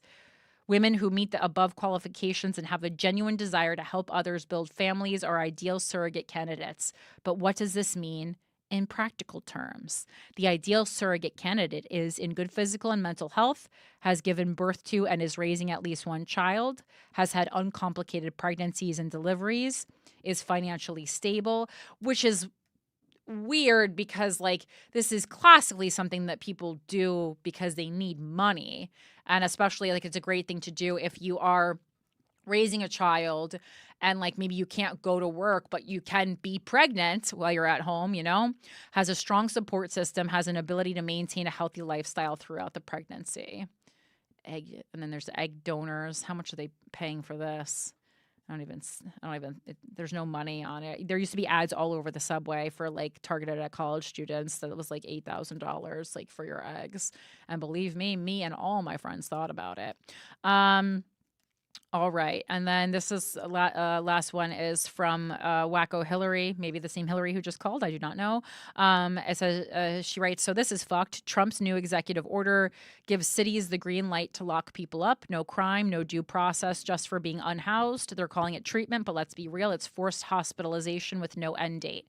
Think about that. They can swoop you up with no legal recourse just because someone says you need treatment. And once that system exists, it won't stop with the homeless. If you're poor, if you're a minority, if you speak out, or just make the wrong people uncomfortable, you're next. This isn't policy. It's a setup for authoritarian control, a legal pipeline to disappear anyone they decide doesn't belong. First, it's the unhoused. Then it's descendants. We've seen this before. If they actually wanted to help, they'd build shelters, fund recovery, create real pathways through education and support, but that takes money and it takes humanity. It's easier to erase. This isn't compassion, it's a test run, and once it's built, they won't need a reason to use it on you. And I love that she sent in this article because this was a topic I wanted to talk about anyway, because I saw that Trump was doing this. And this was interesting because this was actually a big discussion in the mayoral primary, because this is a big problem in New York City. And I have to get into this article more. So I'll read the article and then we could talk about it, because I agree with the pipeline and everything that Hillary said in that email. But on the flip side, there's also the part of me that lives in New York City and knows the laws that we have here. And there are people experiencing really bad mental health crises on the streets in my neighborhood, on my block. So this is a firsthand experience for me, or maybe it would be secondhand because I'm like, they're not, well, it's affecting me firsthand, but I'm not going through the mental health crisis. But people with really serious conditions like schizophrenia that when, goes untreated and unmedicated can really, you're not able to make decisions for yourself. And so we have laws in New York City where people cannot be kept in mental health facilities without their okay for beyond 48 hours. And a lot of these people who are experiencing a mental health crisis are also unhoused. And so what we have here is this cycling of people on and off the streets and in and out of mental health facilities. And because they're unhoused, they're not good at staying on schedule for medication, maybe don't have the money to access the medication, don't have the wherewithal to remember to go and get the medication. And so it really is a very difficult conversation that we're having in New York City. And Kendra's law explains it a little bit more, but it's on the one hand, yes, you want people to have autonomy, and I certainly agree with the writer that, having the government decide whether or not you're mentally stable enough to make decisions for yourself is a slippery path. It's a really slippery path. And I 100% agree that people who speak out would end up being taken, from the streets under this administration. But I would also argue that it is not safe for people experiencing a mental health crisis or for other people who live in those communities to have people who are wielding knives and stealing things, and these are all real things that are happening in the city. So what do you do? Because it's not just about housing; it's about getting people treatment that they need. And so I think it's a deeper conversation. Although although anytime Trump's doing forced anything, we know it's not good. But I just wanted to come at it from a municipal perspective because it is something that, I certainly wanted to work on policy to get people the mental health that they need, because I think at a certain point, too much empathy actually lacks any empathy. And it's interesting, and we'll see what happens in New York City because, it looks like Zoran Mamdani is going to win, and he is very against anything. Socialism is against taking people off the street, even if they have no ability to make healthy decisions for themselves. So obviously, these people will not be getting help, but hopefully they'll get help in other ways. I just don't know. I hope they'll have access to more social workers or something. All right, so this is from the Washington Post. Trump order pushes forcible hospitalization of homeless people. Trump's executive order could increase hospitalization of homeless individuals with mental health and substance abuse disorders. This is by David Ovalle, Ovalle. President Donald Trump has directed federal agencies to find ways to make it easier to forcibly hospitalize homeless people with mental illness and addiction for longer periods. An effort to fight what the administration calls vagrancy threatening the streets of U.S. cities. So, I mean, I don't know that the term vagrancy was necessary, but like right now, I'm not completely off board. An executive order signed Thursday pushes federal agencies to overturn state and federal legal precedent. So here we go. That limits how local and state governments can involuntarily commit people who pose a risk to themselves or others. So I think this is an overstepping of national policy where each city should be left to handle, maybe the crisis and like they know their city and they know now how it needs to be handled. So that would separate the kinds of things that I was looking to do as mayor from what the Trump administration is looking to do, which I think is for the better. Because even it's weird because even the president doesn't seem to feel and how could they I don't expect the president to know exactly what's going on in every city, but you should be in pretty good constant communication with the mayors of larger cities in your country, I would think. I would want to be if I was president. The order said shifting homeless people into long-term institutional settings will restore public order. Surrendering our cities and citizens to disorder and fear is neither compassionate to the homeless nor other citizens, Trump's order said. And while I agree in theory with some of that, the use, restoring public order, even that sentence feels very authoritarian. And the fact that you're leading with the reason that you're leading with is that there's disorder in our cities, and that what you're not leading with, which is what I would lead with, is that these people are going to hurt themselves or someone else, and that's not fair to anyone. And that's giving someone so much autonomy that they don't have the ability to live what could be a life where you're managing something like schizophrenia that has gone untreated, which is completely possible. That's different. I know individuals with schizophrenia who have it managed and live actually very, in quotes, normal lives, The impact of Trump's executive order remains unclear because states set laws and handle the process of involuntary commitments. Okay. Love. Critics warned that such a policy threatens returning the nation to a darker era when people were often unjustly locked away in mental health institutions, which huge problem. I mean, also talk about shades of the Salem witch trials. They're about to use that on any women who be talking out, and does nothing to help people afford housing. For sure.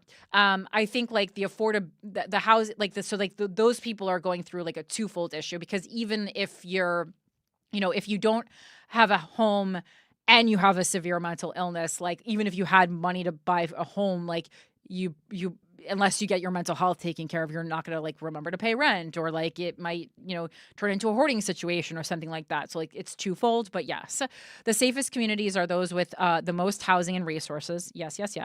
Not those that make it a crime to be poor or sick. 100%. Jesse Rabinowitz, communications director of the National Homelessness Law Center, said in a statement, he called forced treatment unethical and ineffective. And again, this is not just me bringing this up. Mostly everyone who running for mayor in the Democratic Party had something where New York City needed to take a little bit more charge of the mental health crisis. That was almost every candidate. So it's not some weird Republican idea I had or something. Critics say cash-strapped states will not have the space to keep more people detained. The executive order, however, says federal resources could ensure detainees with serious mental illnesses are not released into the public because of lack of bed space in jails or hospitals.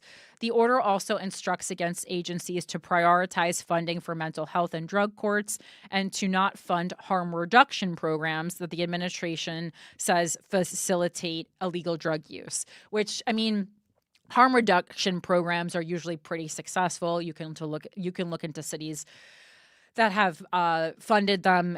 They're usually pretty good. Needle trade-in, needle swaps and stuff like that. They usually have pretty good rate of success. And, you know, conservative people just like to act like it is like we're, you know, like the libs are just saying do drugs. And like that's not at all what's happening. The data's in. Decriminalizing all drugs is the quickest way to limit drug use in a population. Well, yeah, I mean, we're talking about, yeah, but like, I mean, like you, do you also agree about like harm reduction spaces like needle swaps and stuff like that? I listen, I'm a little turned off by the concept of harm reduction. Why? I don't know. I mean, you know, Well, I'm interested because as someone who is, you know, been through addiction, maybe you would have more insight. I just think anybody who is, you know, listen, there's a tried and true method to getting off of drugs and alcohol. Jesus It's Christ. for fun and for free. And you know, the people who are making money off of addiction treatment in general, it feels very. Well, I had so no, I many, agree with you on that, but I'm talking about like needle swaps aren't monetized. That's like government program. Yeah, Like but you're still getting money from the government to do it. You know what I mean? You're still Oh. making money if you're in any way, shape, or form in the recovery business. You are making a profit off of other people's suffering. That's how I feel about like spirituality and grief a lot of times. I think they prey on people in a bad spot for sure. Yeah. Okay. Okay, that makes sense. It also called for agencies to prioritize funding states and cities that, to the maximum extent, enforce laws on open air drug use, prohibitions on urban camping, loitering, and squatting. The executive order was issued as the Trump administration has slashed more than $1 billion in COVID-era grants administered by the Substance Abuse and Mental Health Services Administration and is proposing to slash hundreds of millions more in agency grants. There's no question we need to do more to address both homelessness and untreated substance use disorder and mental health conditions in the U.S., said Regina LaBelle, the director of the Addiction and Public Policy Initiative at the Georgetown University Law Center and a former drug policy official in the Biden White House. But issuing an executive order while disinvesting in treatment and other funding that will help prevent homelessness and untreated health conditions will do nothing to address the fundamental issues facing the country. Homelessness and perceptions of street crime run amok has proved a potent issue for Trump and Republican leaders as the nation grapples with a mounting housing crisis. And I mean, the housing crisis is number one, a financial issue. As we talked about at the top of the show, buying your, villa in Italy. The Supreme Court last year ruled that cities may ban homeless residents from sleeping outside, rejecting a constitutional challenge to a set of anti-camping laws. Trump signed the executive order about 3 months after the Justice Department asked agency officials who oversee grant distributions to brainstorm ways to clear encampments and boost involuntary hospitalizations as part of an aggressive push to drive homeless people from public spaces. Dozens of states have added to or expanded involuntary commitment laws during the past decade. That includes states controlled by Democrats, an illustration that political momentum has shifted toward a more aggressive approach to dealing with the inextricably intertwined crises of mental health and addiction. Oregon state lawmakers, after years of contentious debate and failed attempts, are pushing forward with a bill that would make it easier to force someone who is a danger to themselves or others into treatment. I do feel like good, like not good, but I feel like qualified to talk about this. Because again, I'm very familiar with the policy in New York City, and additionally, it's something that I experience every day, and everyone can't say that because it's interesting. It's not like the boroughs or the places that you think would experience stuff like this that are. It's actually a lot of places in Manhattan, places where there's a lot of street traffic, less family-oriented places, because these are places where it's easier to beg, quite frankly, and you can get stuff from you can get people to buy you stuff from the bodega and stuff. And there's also you want places that have a lot of transportation options, and also that are close to hospitals. And when you get out of the hospital, then you just kind of roam the streets for that area. In California, a law went into effect this year, expanding the criteria for who is eligible for involuntary commitments to include those suffering from substance use disorders. Governor Gavin Newsom, a potential 2028 presidential candidate who is often criticized by Trump on the issue of public safety, said the law would ensure no one falls through the cracks and that people get the help they need and the respect they deserve. And again, this is so tricky because it's one of those things that in theory could really help people, but in the wrong hands can, as the writer observed, turn into an authoritarian state and certainly be misused very, very easily. In New York, state lawmakers this year cemented earlier state guidance that allowed first responders to involuntarily commit people with severe mental illnesses who cannot meet their own basic needs, such as obtaining medical care, shelter, or food. The law was pushed by Governor Kathy Hochul, who has faced criticism regarding public safety against the backdrop of high-profile acts of violence involving mentally ill people in New York City, and a push by Mayor Eric Adams for more forced commitments. I mean, specifically, the unhoused woman getting set on fire on the subway this year. But that was not done by someone who was unhoused, though. That was done by a guy, a man. While there may be an uptick in police officers transporting people to the hospital, it is, and that's where I go more, left, because I go, well, it shouldn't be the police officers handling it. It should be trained mental health professionals who are handling it and who are doing the assessments, certainly, not the police. And that's for both the wellness of the police and the wellness of the people. That's not what police are trained to do, and they should be concentrating on other things. They certainly have plenty of other work that they could be doing.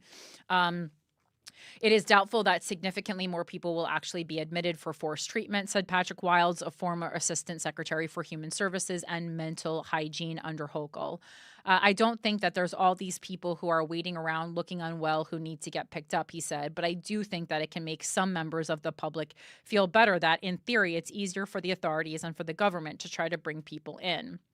States beefing up of involuntary commitment law illustrates a growing recognition that officials had become too reluctant to employ laws aimed at the most severely ill who are not able to seek treatment on their own, said Lisa Daly, executive director of the Treatment Advocacy Center. Those people often end up in jail or prison or harm themselves or others, while conditions such as schizophrenia and bipolar disorder go untreated, she said. Like, some of this is like, I don't know if you experience this in the city where you live, but and again, it's most times I'm not afraid for me. Again, I just lived in New York too long. You're like, oh, person having a mental health crisis, I'm going to walk across the street. You don't want to get very close because sometimes they do hit people and stuff. Again, this sounds so much crazier than it is. It sounds like a Fox News representation of New York. I don't again, it's just part of living here. Price of admission, I guess. And it's certainly I think less than we fear these people, because anyone who's lived here for even a couple of years is completely fine with it. But you do it is sad, and you do think, past these people every day, and you go well, what's their real personality like? What are their hopes and dreams? Why do they move to what got them in this situation? I wonder if their brain was working correctly and they had the right medication, what they could be the kind of life they could be living right now. So I could cry just thinking, it is really sad. And you don't want to just pass by these people, but also giving them $1 every day, that's not going to solve the problem. It does damage. And I know this happens because there's a couple, there's this one specific woman that I'm thinking of right now who I'll see, she's a little extra, she's a little aggressive, but, I'll see her for a couple days and then I won't see her for a couple days. And I'm guessing it's because she keeps cycling through the system. It does damage to your brain to remain in untreated psychosis. The longer you remain in an untreated psychosis, the harder it is to actually recover, said Daly, whose organization has become influential in pushing changes to state laws to treat severely mentally ill people before they succumb to homelessness or incarceration. The nation has long grappled with how to handle forced hospitalizations. In 1975, the Supreme Court, in a landmark ruling, cemented due process rights for people with mental illness, ruling that they could not be involuntarily committed without showing that they posed a danger. 4 years later, the court imposed a higher legal threshold for committing someone for treatment against their will. During the campaign, Trump claimed U.S. cities had been surrendered to the drug-addicted and dangerously deranged. He vowed to put people in mental institutions where they belong and floated the idea of putting them in government-sponsored tent cities. I can only imagine.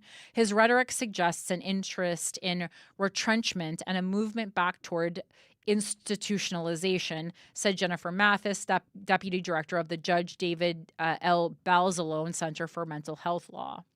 At a time when the federal government is making historic cuts to Medicaid services and housing, no state can afford to warehouse people with disabilities in costly institutions, Mathis said. Locking up more people is not a solution. No, certainly not locking up people. But the federal government has virtually no power to force states to change how they handle involuntary commitments, said Keith Humphreys, a former White House drug policy advisor who is now a Stanford University psychiatrist specializing in addiction. While the order may be more for show, it will resonate beyond Trump's conservative base, he said. Lots of Americans across the political spectrum are fed up with homelessness, disorder, and public drug use.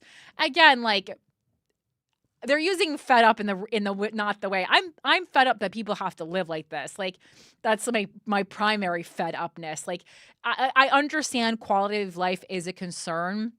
But like, when I leave my apartment and I see someone going through this, my number one thought is not like, get the riffraff off my porch.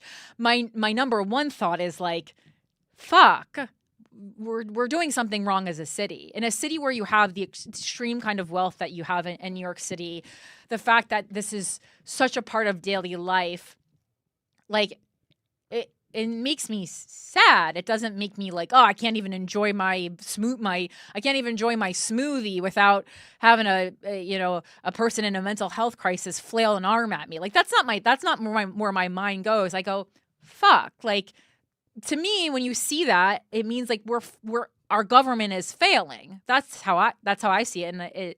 And I don't know. That's how I see it. I'm not like, ugh, New York's not what it used to be. Like, what? And they are right to be. There has been a lot of public policy failure in this area. All right, moving on to Girl. Obviously, let's get into this shooting. We had a mass shooting in New York City this week, 345 Park Avenue. Rest in peace to the 4 individuals who lost their lives. Really fucking sad.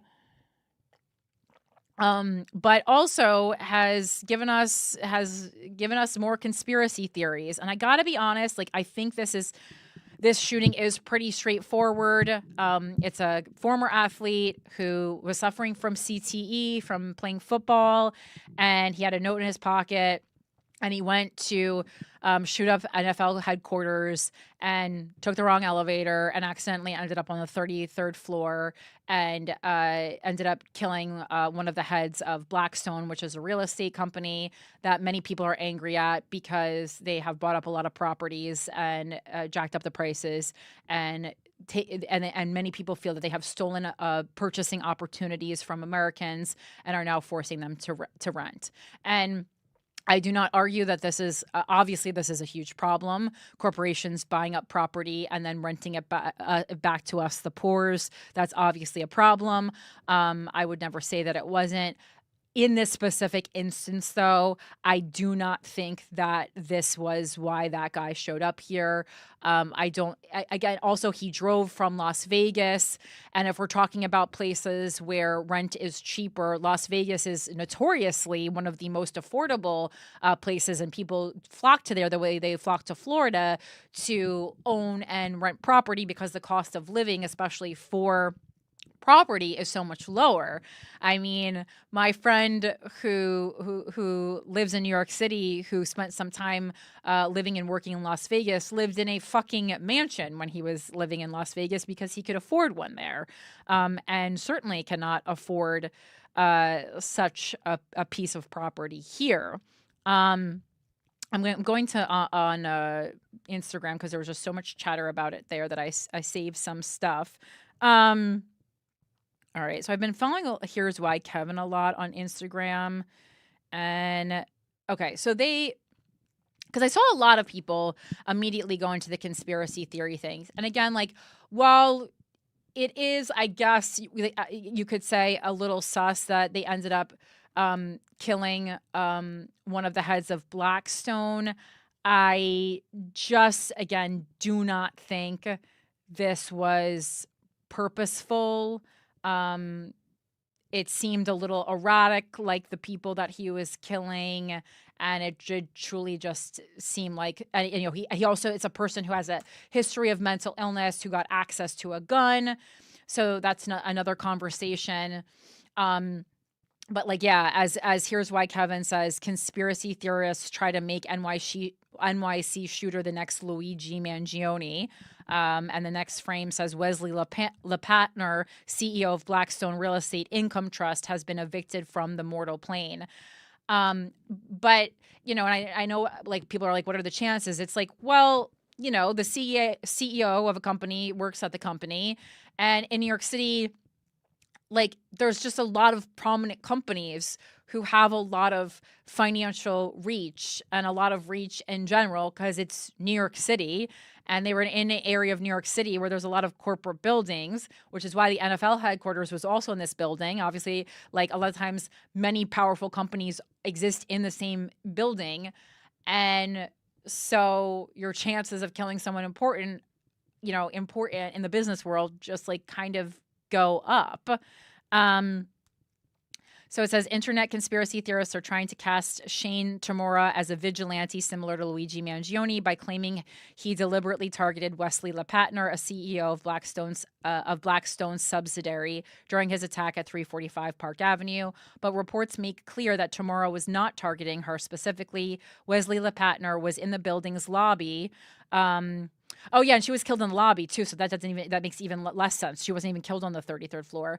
In the building's lobby when Tamura entered and began shooting at multiple people while attempting to clear the floor and reach the elevator. Because like he killed a security guard, he killed a police officer, and he killed another young woman who worked in the building, like a 27-year-old woman. So like again, his target was the NFL HQ offices on the 5th and 6th floors, but he mistakenly got on an elevator that didn't stop on those floors.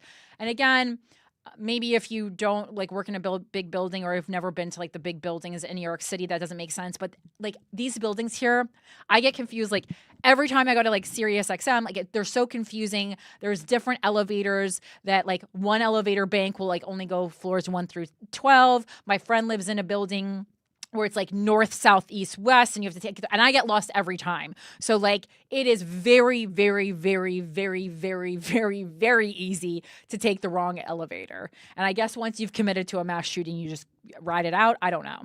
Tamura was not a vigilante targeting a wealthy CEO for their crimes against society. He was a former high school athlete with dreams of making it to the NFL who suffered an injury and mental health issues for which he blamed the league. Shane Tamura ended his life in the same way many former football players did, a shot to the chest to preserve his brain for medical research. Yeah, and especially the fact that he was like, please study my brain. I mean, like, it's hard because, like, he killed 4 individuals. So, like, how much empathy can you have for the guy? But also, like, he was fucking suffering. And it's like, what? Like, why couldn't you just kill yourself in your own house and then like maybe like leave a mail a suicide note or something retroactively to the NFL or something? Obviously it wouldn't have gotten the amount of attention that it got.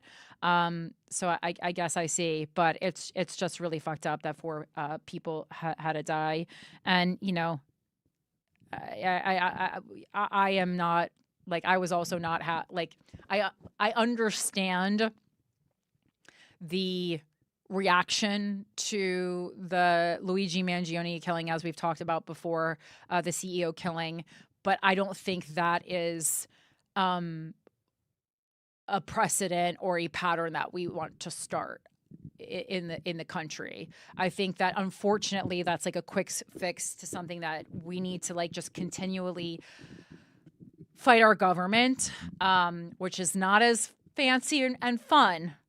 But I don't think we want to start gunning down CEOs. I actually just like don't think that's like a great solution. Why will this not stay? My reaction when I Yes. saw this was these firms have more money than God. They have, Right. Yeah. they talk about again, stuff I learned about, right? Like the Medici family, they said that they had, somewhere between like $2 and $14 trillion by today's money. And it's like, that's the kind of money that BlackRock is dealing with. You don't think the Medicis had armed guards at every single entrant? You know what I mean? Well, this is Blackstone, but yes. Yeah, they were the same parent company. Okay. They were split off to do X, Y, and Z. But Right. it's like I did think of you immediately. the point I'm making though is like these hedge funds have so much money. These private equity firms have so much money available to them. It's like, how do you not, how do you not just have armed people? Like, how is this? Well, they had. I mean, what was the layout though? Because like there was a police officer and a security guard at the building door, but you're saying like more people per floor. I'm saying, the NFL doesn't, you shouldn't have Blackstone and the NFL combining to pay one security guard and one cop. Right, you know what I mean? Literally, if you're this reviled, and you should be by the common man, how do you not have armed guards on every floor? Right. Well, Treat it like the castle it is. Well, and I also think that, I mean, there's a lot of places that I unfortunately think should at least have metal detectors, if not armed guards. Comedy clubs being one of them. In the back of my mind, there is always this thing when I perform, and like I said, after I got death threats, like I did have New York Comedy Club, like they did hire me a private armed guard, but only for the week when the threats were really bad. And that was like just like a really nice thing that fucking Emilio did for me to have me continue performing for the week, because I was just like, you can just not book me this week. Like, it's totally fine. We don't need to do this. But I showed up, it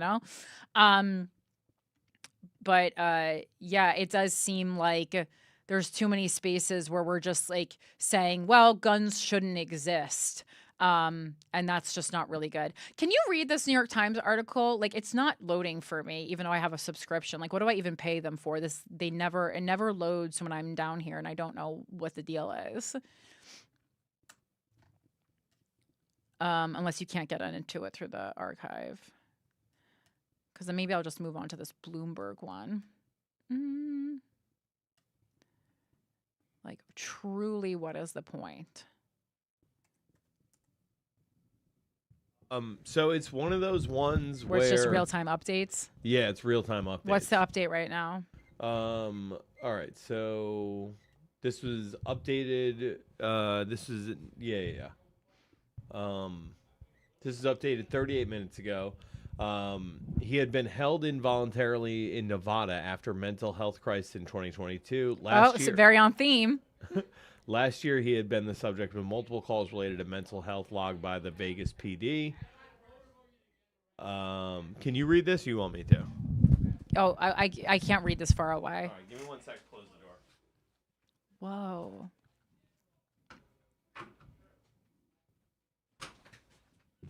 Yeah, that's really interesting that he was involuntarily held. Investigators on Tuesday. Here's the latest. Investigators on Tuesday began assembling a detailed picture of the gunman who killed 4 people in a Midtown Manhattan office building, tracking the cross-country drive he took before Monday's shooting and executing search warrants in both New York and Nevada where he lived to try to learn more about his motives. The gunman appeared to hold a grievance against the National Football League, according to a note found in his wallet, and may have targeted the league's headquarters in the office tower, the police said. After abandoning his car outside the building at 345 Park Avenue, he strode in the lobby carrying an assault-style rifle and began shooting. Police Commissioner Jessica Tisch, speaking at the Vigil in Bryant Park, said 36-year-old Didral Islam, whose face was plastered across Citi Field yesterday, which I thought was kind of cool. The police officer who was killed was the very best of what the city had to offer. He served the city with quiet strength and unwavering purpose. He didn't ask for attention. He didn't ask for praise. Simply stood up tour after tour and did the work that holds the city together. All right, so it's just kind of like that's what's going on. Okay, yeah. So the first part was the most interesting. Now I'm accessing this Bloomberg article, and I like told it to resave, so I have the most because this one I don't have a subscription to Bloomberg, and now it's just like doing all this like work, and I feel like I fucked it up, and it's not making it load fast enough. I didn't realize how long this would take because I was like, oh, do an updated screenshot, and it's like doing a full thing here. Let me see if I can do this. All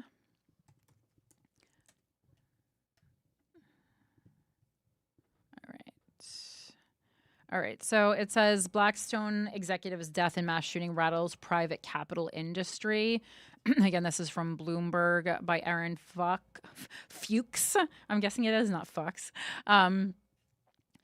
The world's largest alternative asset manager lost a top executive Monday in a mass shooting that has reverberated across the private capital industry. Wesley LePatner, a key player in Blackstone's $325 billion real estate business, was one of 4 people killed by a gunman at the firm's Park Avenue headquarters, my colleagues Dawn Lim and Amanda L. Gordon report. She was 43. The harrowing scene unfolded in the 44-story building that also houses consultant KPMG, building landlord Rudin Management, and the National Football League.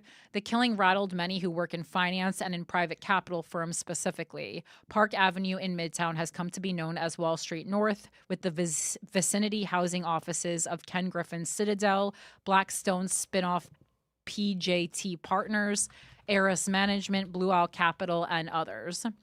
Spencer Hakimian, CIO of Toulouse Capital Management, said he told his 6 employees to work from home Tuesday, given the very dark, very guarded mood in his office building about 10 blocks from Blackstone's headquarters. Executives expressed grief and sympathy for the 4 victims: LePatner, Diderul Islam, a uniformed police officer, security guard Alande Etienne, and an associate at Rudin.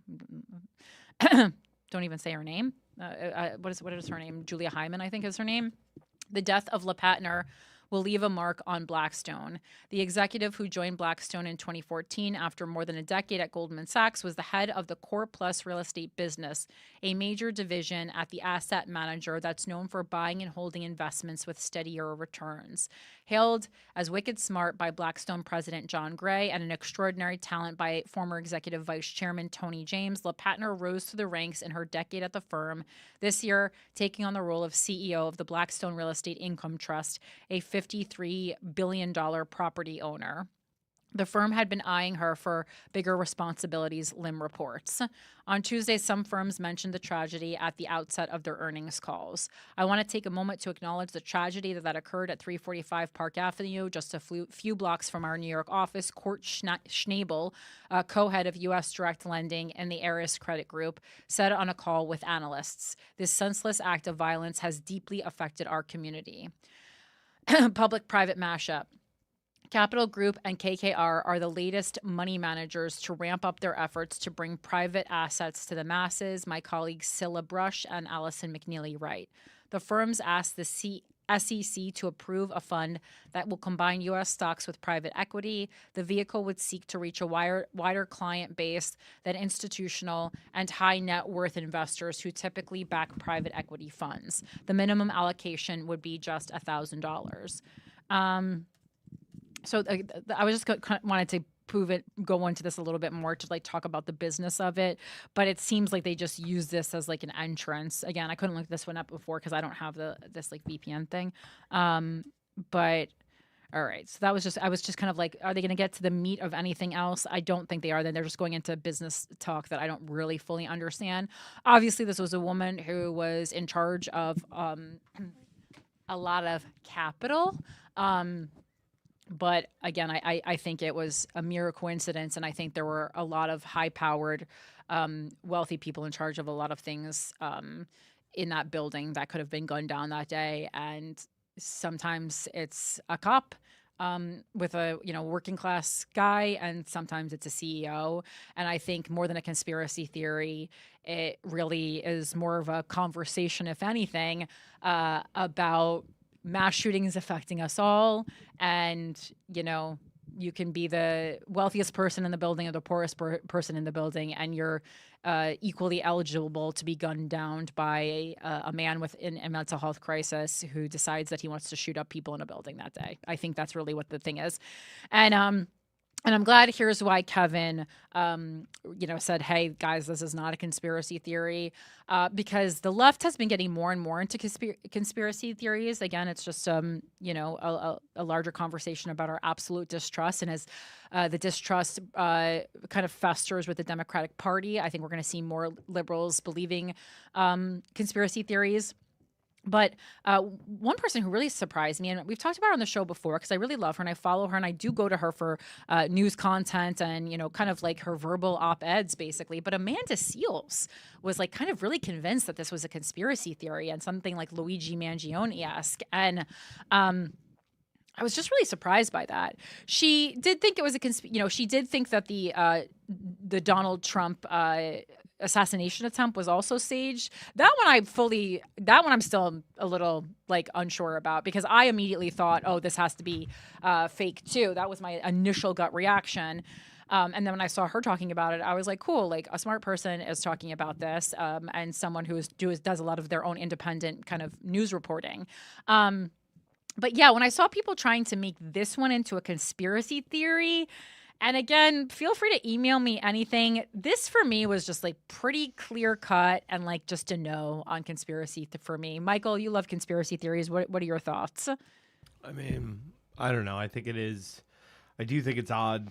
Anytime there's a shooter, but it's he got off on the wrong floor. It's like that's how do you not?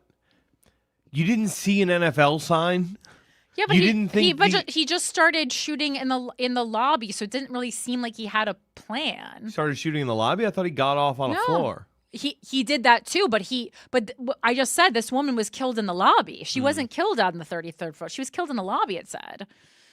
I mean, unless Here's Kevin is wrong, but I mean, some people were definitely killed in the lobby because like the police officer and stuff, they were in the lobby. Yeah, I don't know. I mean, the as I'm looking at this thing, it is a little, as I'm going further and further into this Bloomberg article, like just the financial strain that Blackstone is under, it's a little odd. But what do you mean that the strain that they're under? It says that they're kicking the default can down the road. There was 21 in the second quarter of this year, 21 firms defaulted on more than $27 billion of debt, up from 15 firms on $15 billion in the prior quarter. Private equity companies drove the increase. So just weak liquidity. I don't know. I'm very nervous the more that I'm reading into this and just how many pensions and stuff are tied into private equity, which seems like a sinking ship. Right. And it's like, okay, we're really just we have this whole generation of boomers who is retiring, and a lot of them are depending on those retirement funds and pensions. And when the rug gets pulled this time, I think they're going to be the ones caught in the crosshairs, and it's going to be really detrimental to our generation. Mm-hmm. Well, I think, definitely a lot of financial detrimentalization. That's not a word. I just tried to make up a word to our generation for sure. So I'm trying to find the NYPD officer was 100% killed in the lobby. Because I'm like that all because you're right, like doesn't make sense. I'm like, was rooted on the 33rd floor, but also Blackstone on the 33rd floor because let's see, the gunman opened fire as he moved through striking a woman, proceeded to the lobby's elevator bank, shot a security guard who had sought shelter behind a desk, in addition to another man who told police he had also been shot in the lobby. So some people were shot and didn't die. The suspect allowed a woman who stepped out of the elevator he was waiting for to pass by unharmed. So he was like being selective. So like one woman did pass by somehow unharmed. Then he rode the elevator to the 33rd floor where the offices of the building's owner, Root and Management, are located. The commission said he began walking the floor, firing rounds as he traveled. So yeah, so 33rd floor houses Root and Management, which is the 27-year-old Julia Hyman was killed. and Wesley LePatner is the one who works for Blackstone, and so it seems like here's why Kevin's saying that she was killed in the lobby would be accurate, and then completely undoes this conspiracy theory, because you're not going to just go randomly killing a random associate at Rudin Management. I mean, you could, but that doesn't seem. In the lobby, and the employees at the Blackstone or security guard in the lobby. I can't tell because they're like there's conflicting things here. Yeah, Julia Hyman, 27. Let's see. Maybe if we just ask, killed. What floor is Blackstone? 345 Park Ave. And I want to clarify, they didn't start as the same company, but Blackstone was like a super early investor in BlackRock and eventually sold their stake in the company for $250 million. It was later worth $14 billion over the course of like 15 years. Right. Okay. Thank you. God, why is this so hard to find? Like, I just want like a map or a floor.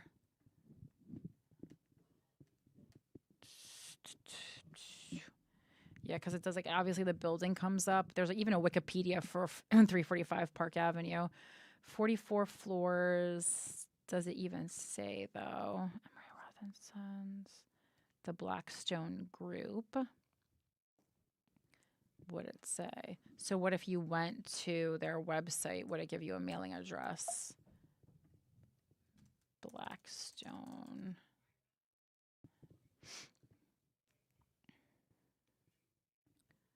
So not like immediately on Google, but like, let's see, maybe at the bottom of their website, our offices. Jump to Americas, New York. Okay, so it doesn't give it. It doesn't give the floor number on the website. It says headquarters. It just gives the headquarters and the phone numbers. But who knows? They could have also like pulled it off as of, 48 hours ago. I'm just saying the NFL building would have NFL like stuff. No, for sure. But I am more trying to like, especially especially if the CEO was killed in the lobby, then that really undoes this conspiracy theory. Like, I think the location of where Wesley LePatner was killed is important.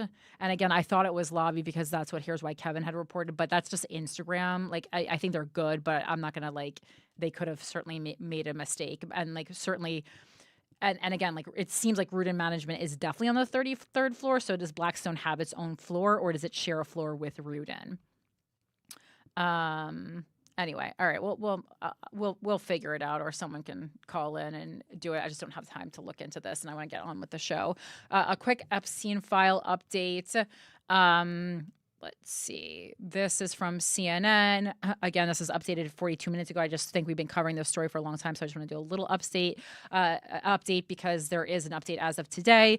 The Senate Democrats are trying to force the release of the Epstein files using arcane law. Senate Democrats are using an arcane procedural tool to try to force the Department of Justice to release additional files from the Jeffrey Epstein case, the latest gambit to keep the issue front and center as lawmakers prepare for their month-long August recess. In a new letter to Attorney General Pam Bondi, Senate Minority Leader Chuck Schumer and Democrats who sit on the Senate Homeland Security Committee requested DOJ release all of the files related to Epstein, including audio, video, and any other relevant documents. After missteps and failed promises by your department regarding these files, it is essential that the Trump administration provide full transparency, the group wrote in a letter dated Tuesday. The letter goes on to request the documents be turned over no later than August 15th and that appropriate accommodations be made to protect victims' identities. The Democrats are also requesting a briefing no later than August 29th. Democrats are basing their request on a nearly 100-year-old law that allows 5 or more members of the Senate Homeland Security Committee to request information from the administration even when they are in the minority and lack subpoena power. The law, however, has not been regularly used, nor is it clear whether it would yield the documents Democrats are seeking. More likely is that the Democrats' demand will trigger an extended fight in court. The Justice Department is not expected to comply, according to a source familiar with its thinking. Senate Majority Leader John Thune said Wednesday that the matter was still under review and predicted Schumer's move would trigger a protracted legal fight. It's obviously very dated law. I don't know. We don't know a lot about it, but we're looking into it. I mean, so we'll see what the lawyers come up with soon, Thune said. Democrats have sought in recent weeks to keep the fight over the Epstein files at the political forefront, viewing the controversy as a key test for President Donald Trump as he tries to satisfy his normally loyal base's demands for more information. In the House, an oversight subcommittee moved in a bipartisan vote to subpoena the Epstein files after Democrats pushed the issue there, and the party has made similar pushes in other committees on both sides of the Capitol. Schumer's effort was first reported on by the New York Times. He told reporters Wednesday that Democrats were ready to go to court to argue for the files to be released. It's not a stunt. It's not symbolic. It's a formal exercise of congressional power under federal law, and we expect an answer from DOJ by August the 15th, Schumer said. And then it goes on and on for things we already know. But that's just like what's happening there.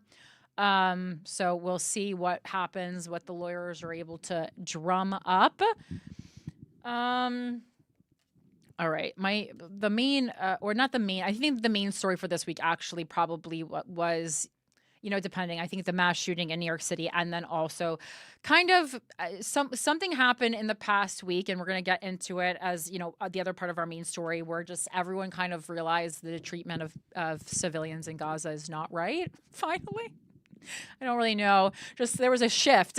Even I had to do Instagram stories about it. And again, I just think it's such a, I just hate being like little blip here on social media. And that's why I love having this show so we could actually talk about it. But it's kind of like, no matter what you think on the issue, I'm glad that everyone finally came to terms this week with the fact that tens of thousands of civilians shouldn't be dead, kind of no matter who you think started this, genocide.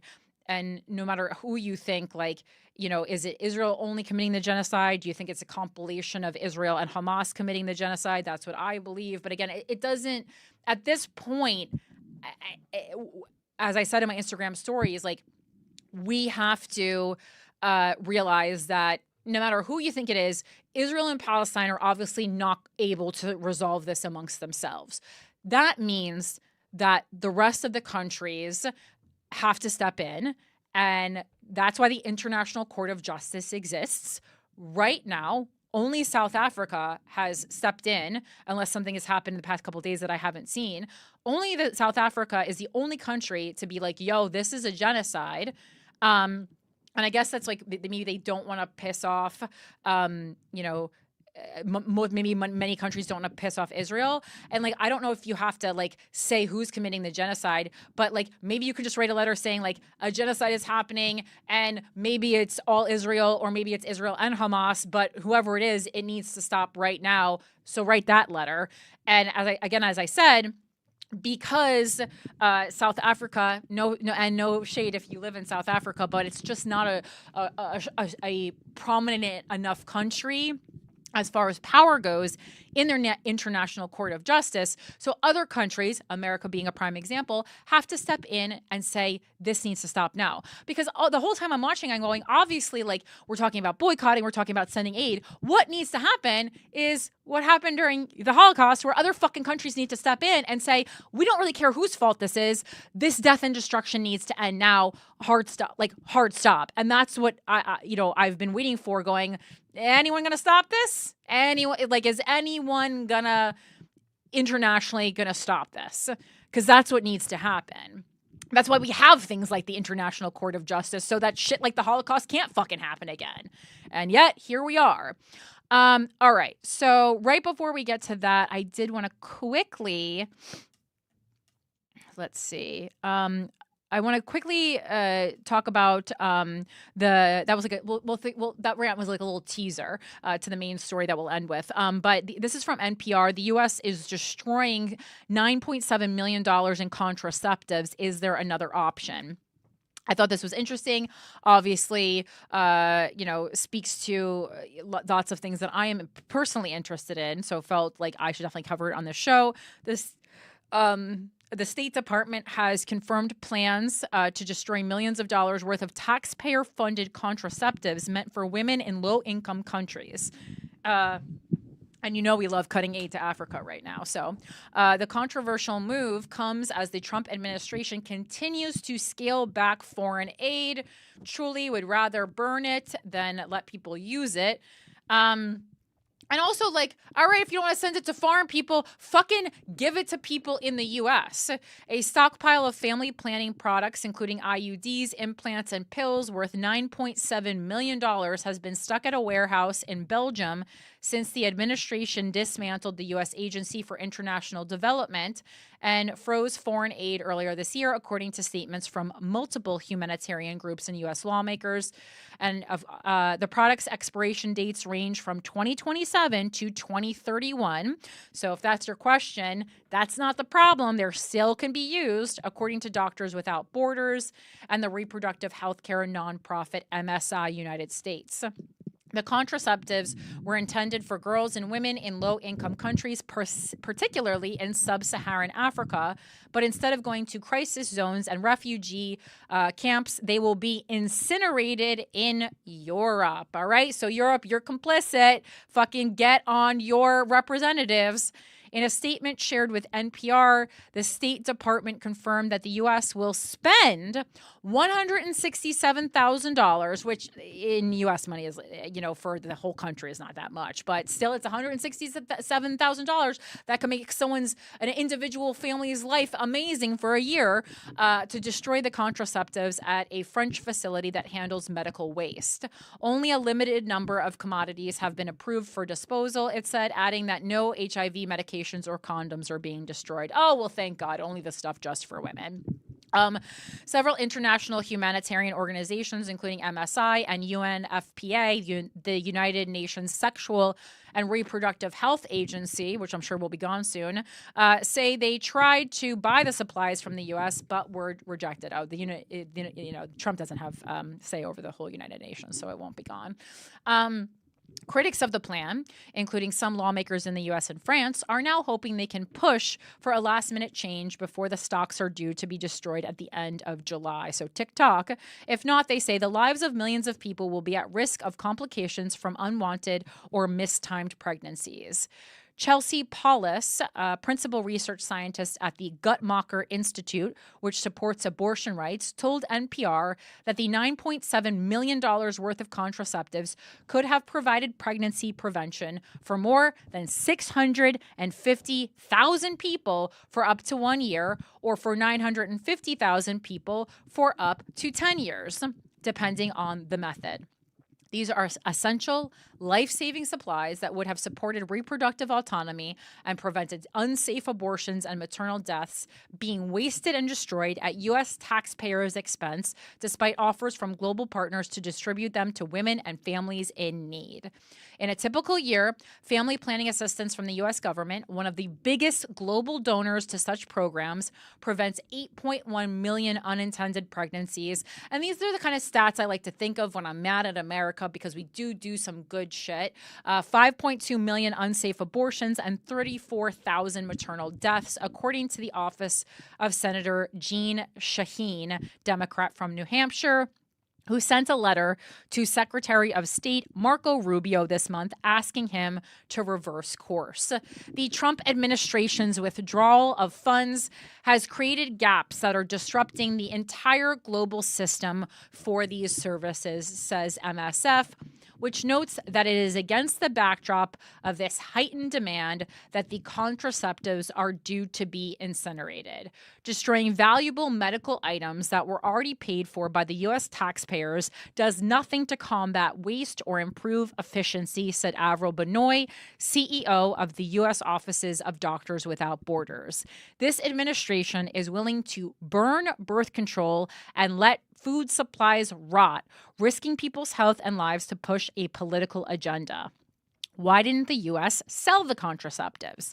The kinds of products in the stockpile, like birth control pills and implantable birth control, are meant to work before fertilization to prevent a pregnancy from occurring in the first place. But in its statement to NPR, the State Department referred to them as abortifacient birth control commodities. I've talked about abortion for years. I don't even know if I ever saw that word before, referring to substances that cause the termination of a pregnancy. Like what? Is this a real word? Again, how have I never seen? I've talked about abortion for literally 10 plus years. No. It's medical jargon. What a surprise. That's why I don't know about it. Abortifacient. So it's just all it means is it means, chiefly of a drug causing abortion. Abortifacient. Okay. So a U.S. policy called the Mexico City Policy, instituted by President Ronald Reagan during a 1984 conference in that city, restricts foreign non-governmental organizations from using U.S. federal funds to provide abortion services or related information. Presidents have alternately rescinded and reinstated the policy since its creation, as we love to do. Republican president in, Democratic policies out, vice versa. Waste of everyone's fucking time and money. Most recently, President Trump brought it back at the start of his second term. One of the several humanitarian groups that tried to buy the contraceptives says the U.S. government cited that policy as grounds for rejecting their offers. MSI Reproductive Choices said in a statement that it offered to purchase, repackage, and manage logistics at our expense to get the products to people in need. So it's really like, nonprofits and stuff are going out of their way to help. And this administration is like, no, we actually would like to go out of our way to not help. God bless. But it said those efforts were repeatedly rejected, with the U.S. government citing the Mexico City policy, among other concerns. Again, this has been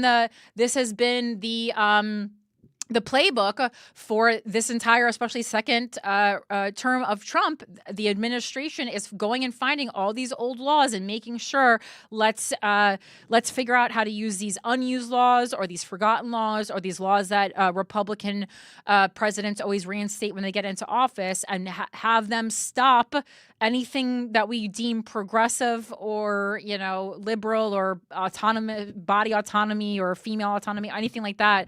Let's get these into play. Corinne. What? 2 stories ago, you were talking about how the Democrats were breaking out a seldom used rule from 100 years ago to try to unseal the Epstein files. Do not act like this is conservatives only playing the 100-year-old law game. Yeah, but the Republicans are doing it to take away our rights, and the Democrats are doing it to try and get information. Oh, they're trying to take away some rights. Okay, well, they want people in jail. I see your point, and I said earlier though, but I'm like, the Democrats do that too. They undo Republican policies. It's just I just don't give a shit because they're policies that I don't want.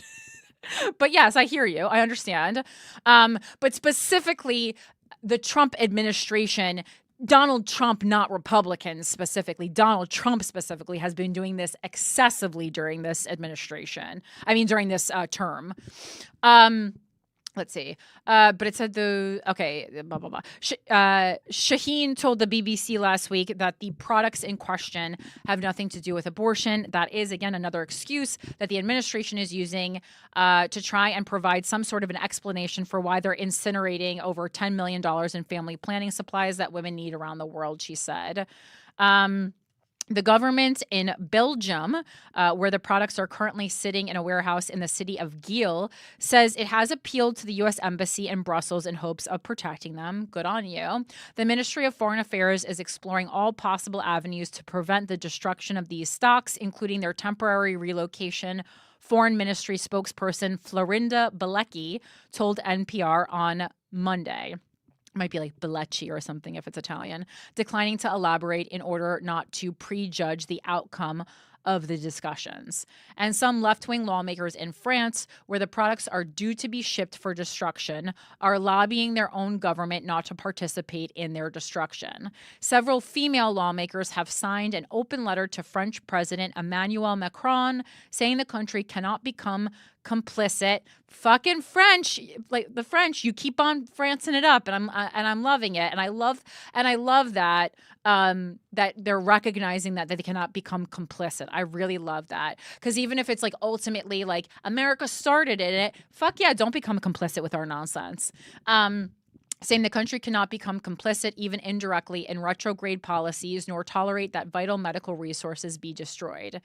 As this incineration is to take place on French soil, we have the means to oppose it. French Green Party leader Marine Tondelier, one of the signatories, wrote on X, "We refuse to let France become the trash bin for American ultra-conservatives." Fuck yeah.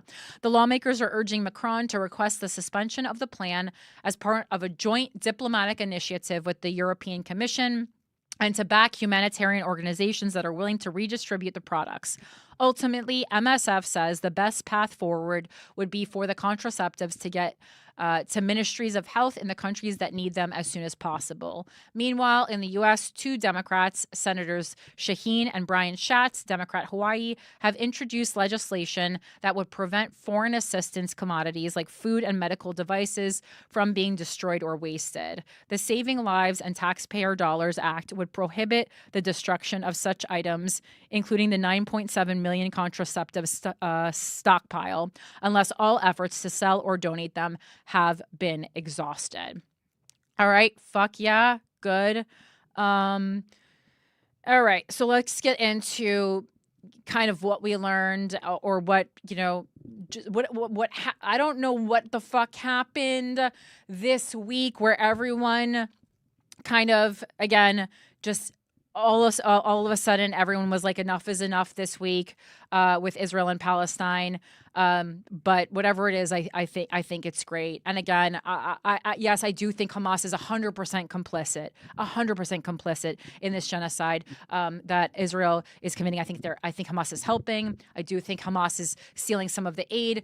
Again, I do not agree with anything he's saying. I think he's going buck wild with his support of Israel on Instagram. But that being said, Michael Rappaport did post a video of like Hamas kind of going through the streets of Palestine, like fucking shooting guns and with aid trucks. So you know, it's been part of Hamas's game plan the whole time to hide among civilians, and we've talked about that for weeks. And you know, a long time ago, I was like, so what? You know. Okay, like yes, but if that cannot be an excuse to continue killing civilians and starving civilians. Like it just needs to stop. And again, Israel and Palestine are not going to handle it on, you know, they're not going to figure it out amongst themselves. They haven't figured it out amongst themselves for decades and decades and decades and decades and decades. And the International Court of Justice absolutely needs to step in. And so everyone, everywhere, unless you're in South Africa, get on your fucking representatives and say, please, let's get active in the International Court of Justice. All right. So. Oh, and another thing that I saw a lot of like pro-Israel people talking about was like kind of like there was pictures of starving children, and they're like, well, why do the children look starving and not the adults? First of all, who the fuck actually knows a parent who would let their child starve? Like every now and then you'll see a story like that, and these people are, are completely attacked by all of society when there's like a parent, or a lot of times we see it in the foster system where people will take in children for the money and then abuse them and starve them. And this is like fucking huge news when this happens. So I can't name you one parent I know who would let one child starve, let alone an entire country of such people. Like, stop it. You think all of Palestine, to spite Israel, got together and were like, yeah, we're gonna only starve our children to make it seem like there's famine going on, but we're still gonna eat. Like, what kind of stories are you telling yourself? Furthermore, it takes 2 seconds to look up the medical explanation to that, and that it is just children show the medical signs of starvation, especially when they're under 5, faster. And there are physiological reasons, I looked it up online, why children are more vulnerable to starvation. One is that they have a higher nutritional need per pound of body weight. Children, especially under 5, have much higher caloric and nutrient needs per pound of body weight compared to adults. Their bodies are growing rapidly and require more proteins, fats, vitamins, and minerals to support physical and brain development. When they don't get enough, the effects show quickly. Growth stalls, the immune system weakens, and cognitive development is impaired. 2, they have smaller fat and muscle reserves. Adults typically have greater stores of fat and muscle, exactly, so we can go longer without eating, which the body can break down for energy when it's going through starvation. Children have very limited reserves, so their bodies begin to break down essential tissues more quickly. This leads to visible wasting, sunken eyes, and the skin and bones appearance you often see in photos from famine zones. 3, they have immature immune systems. Malnutrition weakens immune function, and children are already immunologically immature. This creates a deadly feedback loop. Malnutrition leads to infections like diarrhea, which worsens malnutrition by reducing absorption of nutrients. And 4, inability to communicate or prioritize food. Young children can't effectively ask for food, hide hunger, or ration like adults might. If food is shared unevenly or rationed by parents who eat less to feed kids, some kids still might not get enough. In chaotic war conditions, infants who are no longer breastfeeding may not have adequate formula or clean water to survive. It was so easy to look that information up, and I cannot believe, number one, I can't believe that people are actually trying to make the argument online that an entire country of people is on purpose starving all of their children for photo ops in the New York Times, number one. I can't believe that's a conversation that adults are having. And number 2, I can't believe that you are making comments like that out in the open where we all can see without doing so much as 2 fucking seconds of research. You know, I have no tolerance for people who do not do any type of research. This was, I just looked at it and I go, oh, I bet there's a medical reason for this. Let me look it up before I say anything on the matter. Thank you. Sorry, did you want to say something, Mike? Because you were laughing. Yeah, I mean, I was laughing at that that sentiment in general, because I did see that too, and it was like, I have seen people say some pretty outlandish things to justify what pretty much everyone agrees now is a genocide. Yeah. Yeah.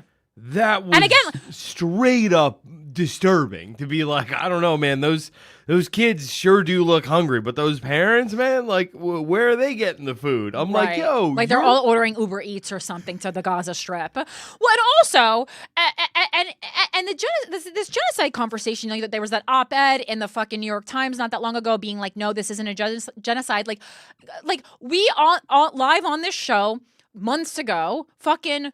When everyone's having like the conversation about whether or not we're calling it a genocide, I just fucking looked up the definition of genocide. I read it. so as not to politicize it. And I go, yes, this is obviously a genocide. Just read the definition of genocide. It's not, there's no political argument. It's a word that has a definition.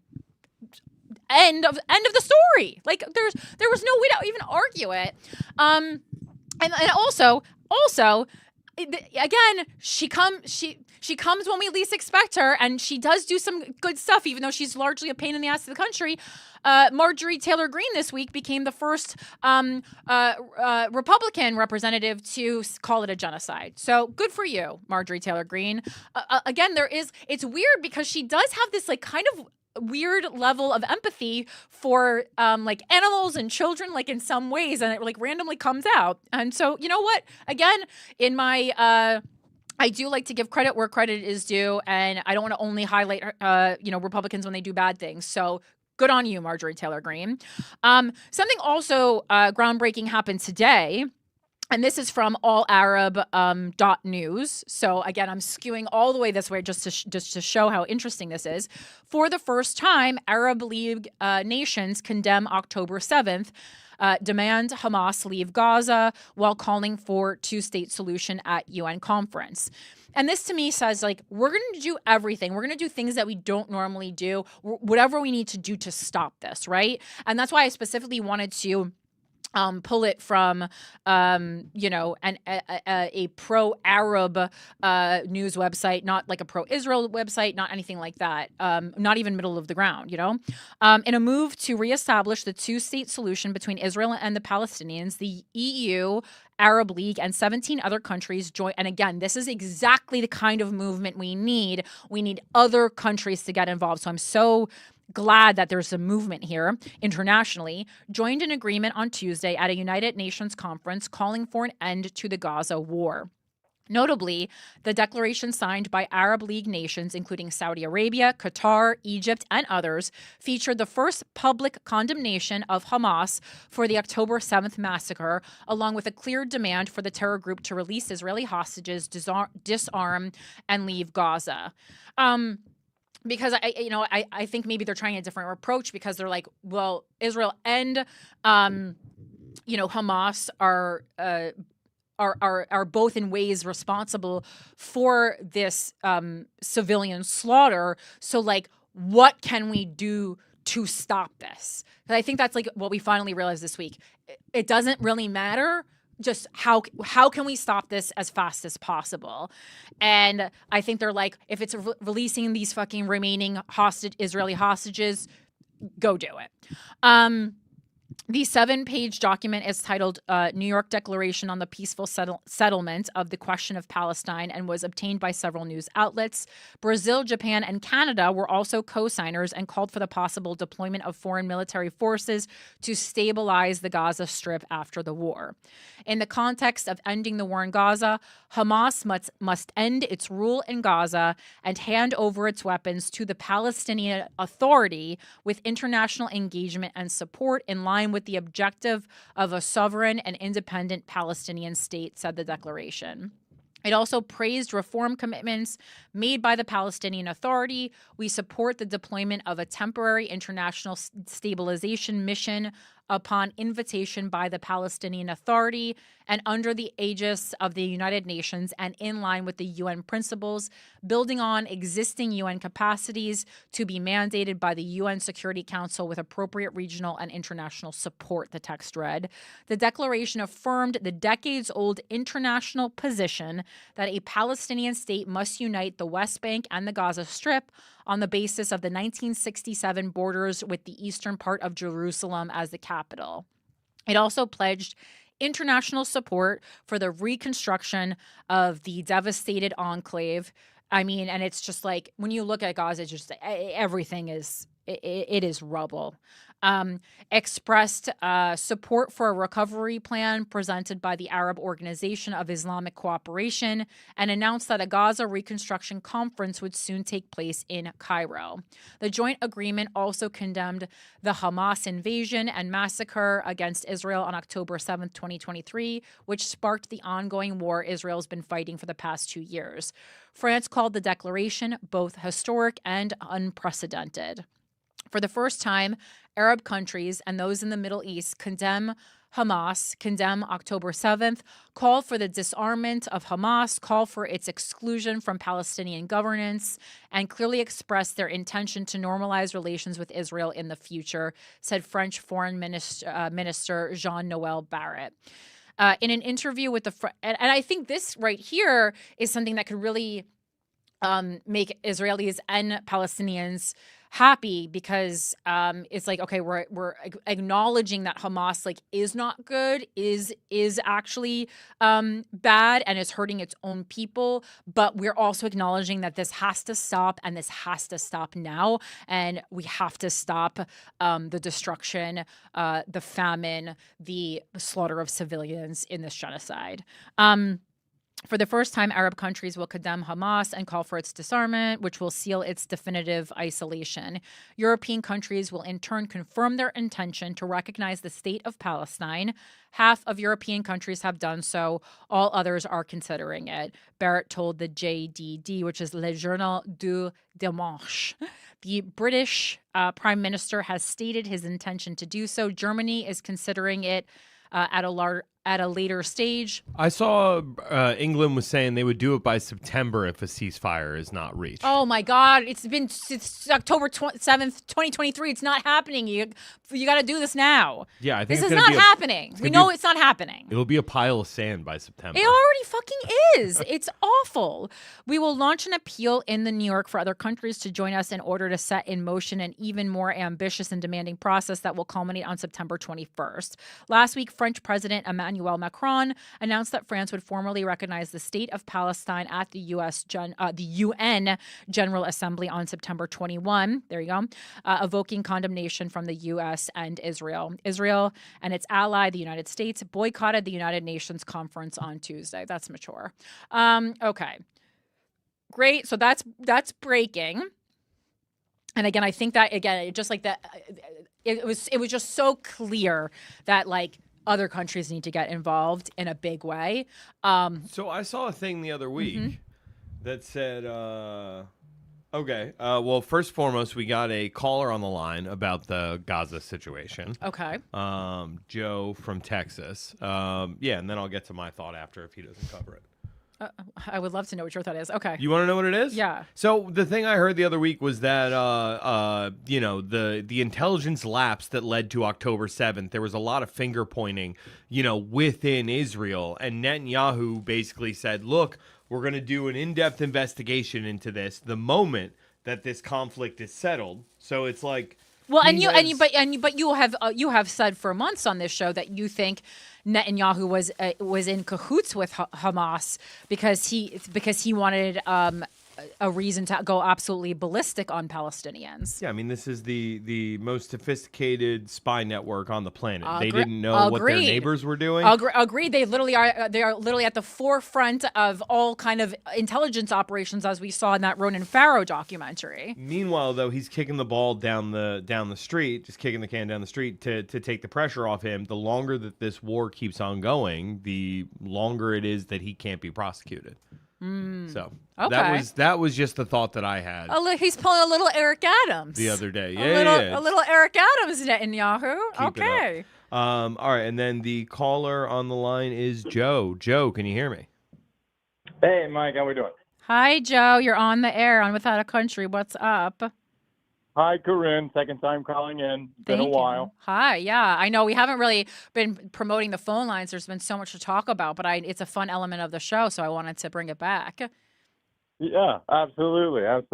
Well, I, am here listening. I try to tune in, but, I have children. So you don't have to make excuses. It's okay. I appreciate that. But, no, just listening to the last few minutes, and I was tuned in 30 minutes ago, and we just got back to it, other countries jumping in on holding Israel accountable, to me seems yeah, cool, do that if you need to, but the only country that needs to hold Israel accountable is the United States. Well, that would be ideal, yeah, but obviously when we're not going to fucking do it because we're pussies. Right. but then we get to the Keir Starmers, the Emmanuel Macrons, and now Mike Carney saying like, hey, we will recognize, and especially Keir Starmer, but we'll recognize Palestine as a state if they meet these conditions that they won't agree to. So it's just like political fodder to pretend like we're going to do anything. And by September, at this point, all Israel has to do is turn up the heat, and there won't be a Gaza left with a single Palestinian alive. Yeah. And that's what really that's a genocide, baby. Yeah, dude, it floors me. Like, come on, don't fuck around. Like, obviously everybody supports the end of this crisis, and you might ruffle a few feathers, I guess, to who I don't know, maybe people who donate to you, but if we are cards on the table, you win. Like, it's actually crazy to me that Donald Trump can't read the room at this moment to say, and it would be it would be good to do with this all this heat from the Epstein files. Actually, it would be a great time to end the genocide. 100%, for him, because like, yeah, we're talking about Epstein being a Mossad agent, but no, we're actually still on the side of Israel. And like, yo, stand on business, end this, tell Netanyahu to either sack up or you're going to sanction him, and there's going to be no more arms deals. And like, whatever he says, you can just say, no, that's not true. He's just mad. Like, this is the perfect, this is actually the perfect moment to end everything that Donald Trump is having a problem with, and we're not doing it. So I'm brain broken at this point. Yeah. I'm like, so connected. Yeah. I'm like, what is it that like we just can't turn against them? Like, I'm like, what is the one thing where I'm asking ChatGPT? I mean, I've been to Israel, and I can't even answer the question. I mean, obviously, like their military and security interests, like that makes sense. And then I guess it's just like the lobbying, the AIPAC, and then also post 9/11, the U.S.-Israel ties strengthened under the banner of fighting terrorism, which both governments used to justify aggressive policies against Palestinians, Hezbollah, Iran, and others. Okay. Which is, to me, is wild, because you have Saudi Arabia, who actually did 9/11 with more money than God, sitting there being like, yes, USA, tell me what to do, because I have nothing else other than to like domineer my own people and just do whatever you tell me. So what is it that it's actually crazy? We're just so committed to settler colonialism that like there is like Saudi Arabia is not expanding, and maybe that's it, right? Like there is no overarching plan for Saudi Arabia to take over the Middle East.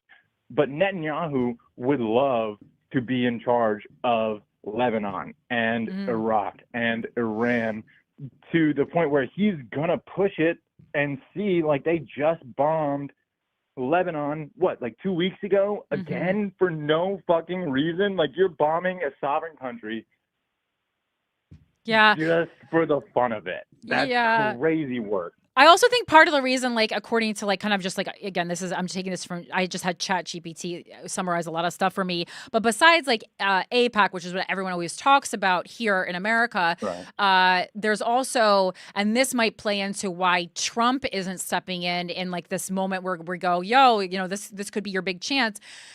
Israel does have a lot of evangelical Christian support, and that's, still a lot of Trump's bread and butter is there. Many American evangelicals support Israel due to the theological beliefs, especially ideas tied to biblical prophecy and the return of Christ. So you always forget people forget about that Christian tie-in to like Jerusalem and like all this biblical land. because obviously, like, I didn't go to, like, we didn't do anything. Like, I when I was on birthright, kind of was like, oh man, I want to go to, like, I don't even know, like, I don't even really like believe in any of this, but I was like, I want to go to like baby Jesus's, birthplace, but they pretend it doesn't. They're like, no. Cool. When does birthright happen? You have to. I believe now you have to go Generally? before you're 27, and you never can have been to Israel before. So you basically, they want first time people going to Israel before they're 27. And you just have to prove that one of your parents is Jewish. Yeah, probably sending you on a summer camp when you're like 16 to get you out of the house, if I had to guess. Well, no, you can't be like, it's older kids than that. They're not, there's no.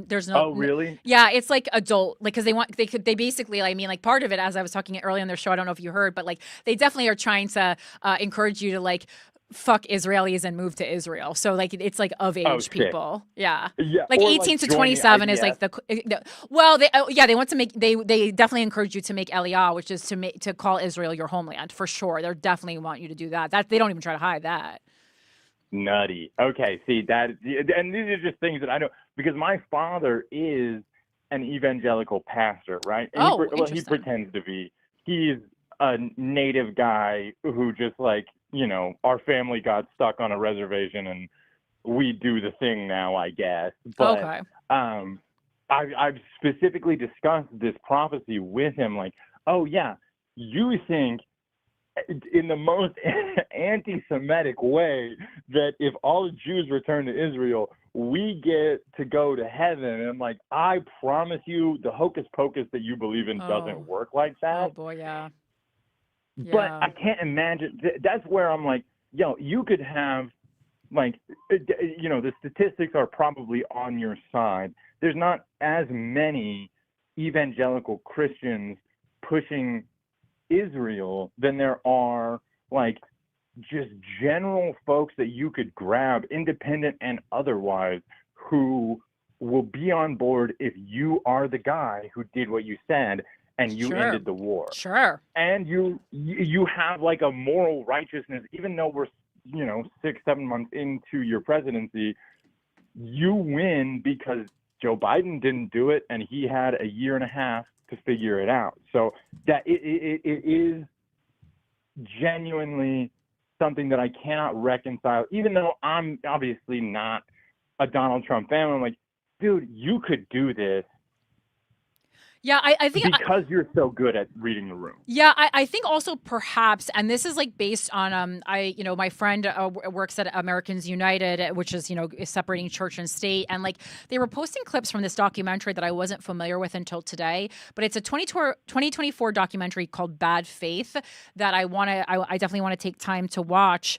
And the clips that I was watching today were actually suggesting that Donald Trump is more ingrained in Christian nationalism than even we know. And like that was like the point of this documentary, that it is exposing Christian nationalism as the most powerful anti-democratic force in America, and how among Christian nationalists, like when Trump decided to be a Christian, even though he didn't really uphold any traditional Christian values, that everyone in Christianity had to kind of look at him as this martyr. Again, I didn't watch it yet, but that is just like something that popped up today. So we don't know. And then of course, in general, there's always America's kind of fight against Israel is a democracy, so they're going to be on the side of democracy, and they're saying that these other Muslim countries are like hate Western culture, which I think like they do, but that's not really a valid reason to kill them all. So they can just let them hate us. I don't know. Yeah, the idea is that any specifically Muslim country would hate Western culture. Okay, fine. Maybe on the basis that we are pretty overtly sexual and sexualize women. Okay, fine. But they're all capitalists at heart. So I know that they love our oil industry. At the very least, they would love to sell us oil. So the idea that they're not on board with the West seems like a really big stretch to me. And it's more simply since 2001, everyone has bought into, I watched The Kingdom I was 6 to midnight, right? I loved Jason Bateman and Jennifer Garner taking it to the Muslims in that movie because it does all I knew. I was like 9 years old, maybe 8 when 9/11 happened. So the propaganda machine got me up until this point. And so hating Western society based on social judgments is one thing, but everybody knows that America has the bag, and if they can do it, they will trade with us and skim off the top. Like, that's fine. So just the idea that Iran or Iraq or even like Hamas wouldn't participate in a global economy seems very silly. And they might be pretty authoritarian, but we're talking about, at that point, authoritarianism over genocide. Like, I just, and this is like really tough for me. I'm having a tough time. But if the gays have to suffer their own suffrage until that society moves forward, that's very different than my country and my tax dollars facilitating a genocide. Well, yeah, and most LGBTQ people, like, at this point are like kind of like, yeah, we don't really, you know, we're like, you know, it's kind of like this, like, oh, if you lived there and you were gay, you would get thrown off a rooftop. People are kind of like, not that argument isn't really hitting home anymore for anyone as it was previously. Like, I would rather get thrown off a rooftop and die quickly than starve with my child in my arms. That's just what the trade-off is here. There you go. Well, thank you very much for calling in. I appreciate your insight for sure. Absolutely. Good to talk to you again. Thank you. Have a good night. Bye. Bye. All right. So I think we have maybe one more our article. This is from prospect.org. This is the American Prospect. It's called. They don't have an about, so I just want to pull up like what is the American Prospect publication. It's a daily online and bi-monthly print American political and policy magazine dedicated to American modern liberalism and progressivism. So this is left-leaning. Israel's endgame is obliterating Palestine. This is by Ryan Cooper. Gaza is being deliberately starved. The West Bank is next. One of the most grisly humanitarian crises in history is happening right now in Gaza. The Israeli military has reduced the enclave to ruins with constant bombing, killing perhaps 59,000 people in the process, at least 3/4 of them civilians, and 18,000 of them children. Gaza's economy is buried in the rubble, and it is desperately short of food, water, and medicine. Thousands of tons of aid are sitting just miles away from Gaza's border, but the Israeli government refuses to let most of it through. And with the push this week, they have let more of it through, apparently. On the contrary, at the handful of aid stations that remain, Israeli troops are routinely massacring dozens of people queuing for food. A total of 1,000 people have been killed seeking food since May, according to the United Nations, mostly near sites operated by the shady American contractor Gaza Humanitarian Foundation, which has taken over aid distribution from the UN. Ross Smith, Director of Emergency Preparedness and Response for the United Nations World Food Program, recently said that 1/4 of the population in Gaza is facing famine-like conditions.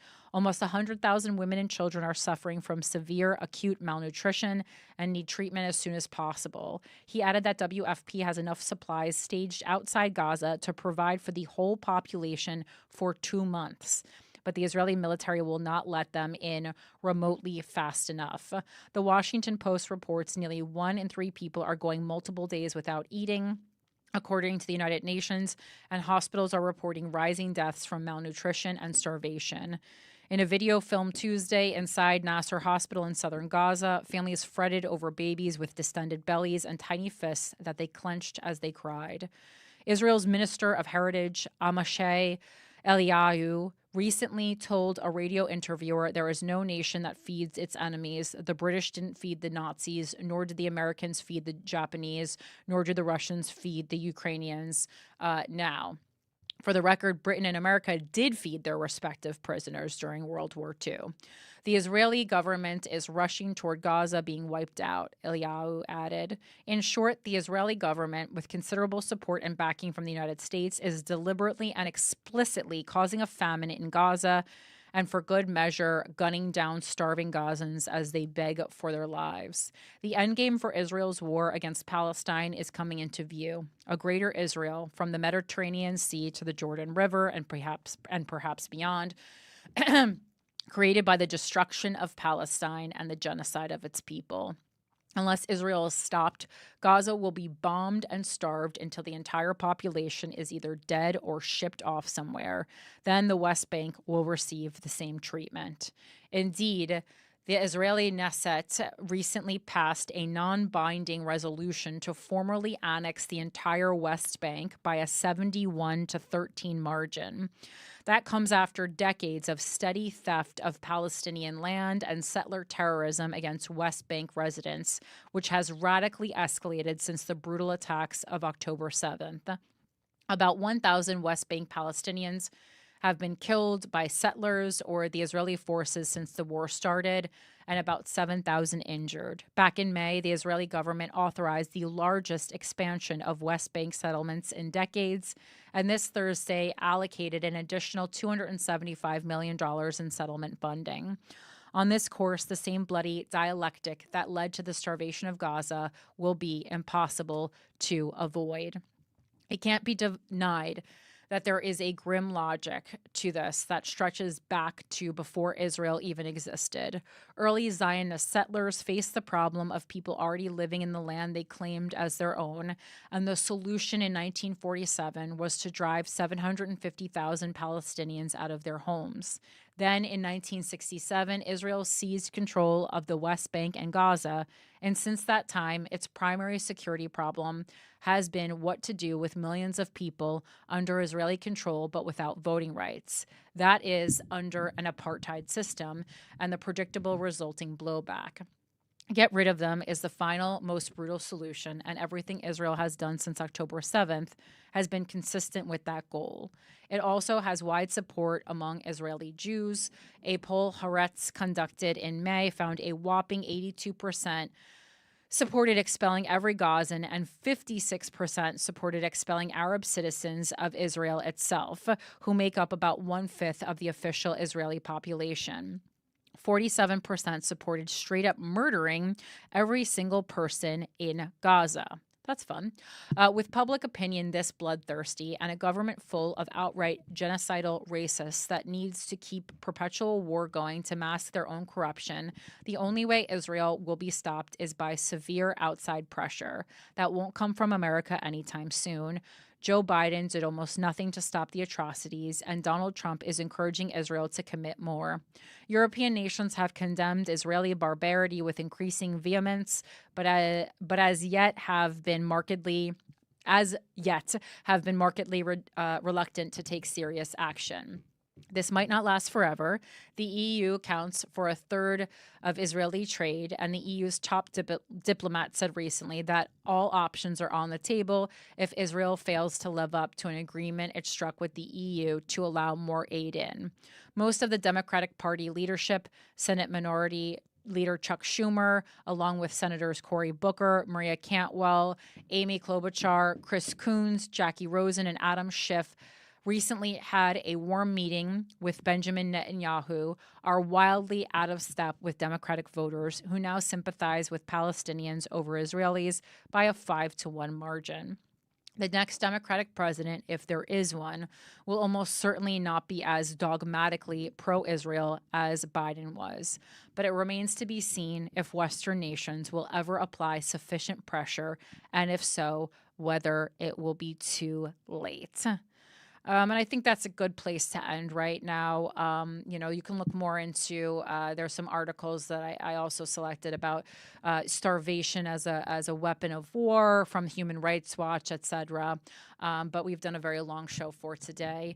So I think that's it. We also have, I think Chris Smalls is still being detained in Israel, and There's a lot going on there. There's just so much to read up on if you are interested in educating yourself more. And then, of course, AOC also released a statement today, the Ocasio-Cortez statement on Senator Sanders' resolutions to block weapons transfers to the Israeli government. It's a short statement, so we'll read that. It says, the Israeli government's blockade of food, water, and medicine is a war crime. It is unthinkable that at this moment, when a third of Gaza has not eaten in days, the Senate would greenlight the bombs, guns, and munitions that have already been used to kill 60,000 Palestinians. Today, every senator has a choice to make. They can uphold U.S. law by preventing the transfer of these weapons, or they can cower to Netanyahu and hand over the arms being used to perpetuate a genocide. Every day, more of our constituents and allies on the international stage are calling for Congress to end this war and save lives. The Senate must stop this transfer of weapons, and members of Congress in both chambers must increase pressure on Israel to surge aid into Gaza, hold Netanyahu accountable, and stop sending bombs. All right, so that is our show for today. Thank you so much for joining us. Thank you to everyone who called. If you want to email me, it's withoutacountrypodcast@gmail.com. Keep sending in those municipal stories. Super interesting. And that includes international municipal stories. I really enjoyed the UK one that we read I guess it was last week. Again, please make sure you're subscribed to the Without a Country YouTube. It's the number one most helpful thing you can do for this show, especially if you consume it for free. It's a free thing to do. I understand everyone does not have money to be a patron, and that is no problem. Completely understandable. To those of you who wish to join the Patreon, it's patreon.com/withoutacountry. You can start for as little as $6 a month and be a cutie with us. Hopefully, we'll see some of you tomorrow at the Armored Combat in Queens. I'm sure Mike will post that. You can follow him at Them Harrington on Instagram. Follow me on all social media at Philanthropy Gal, especially Instagram, Threads, and X, and TikTok.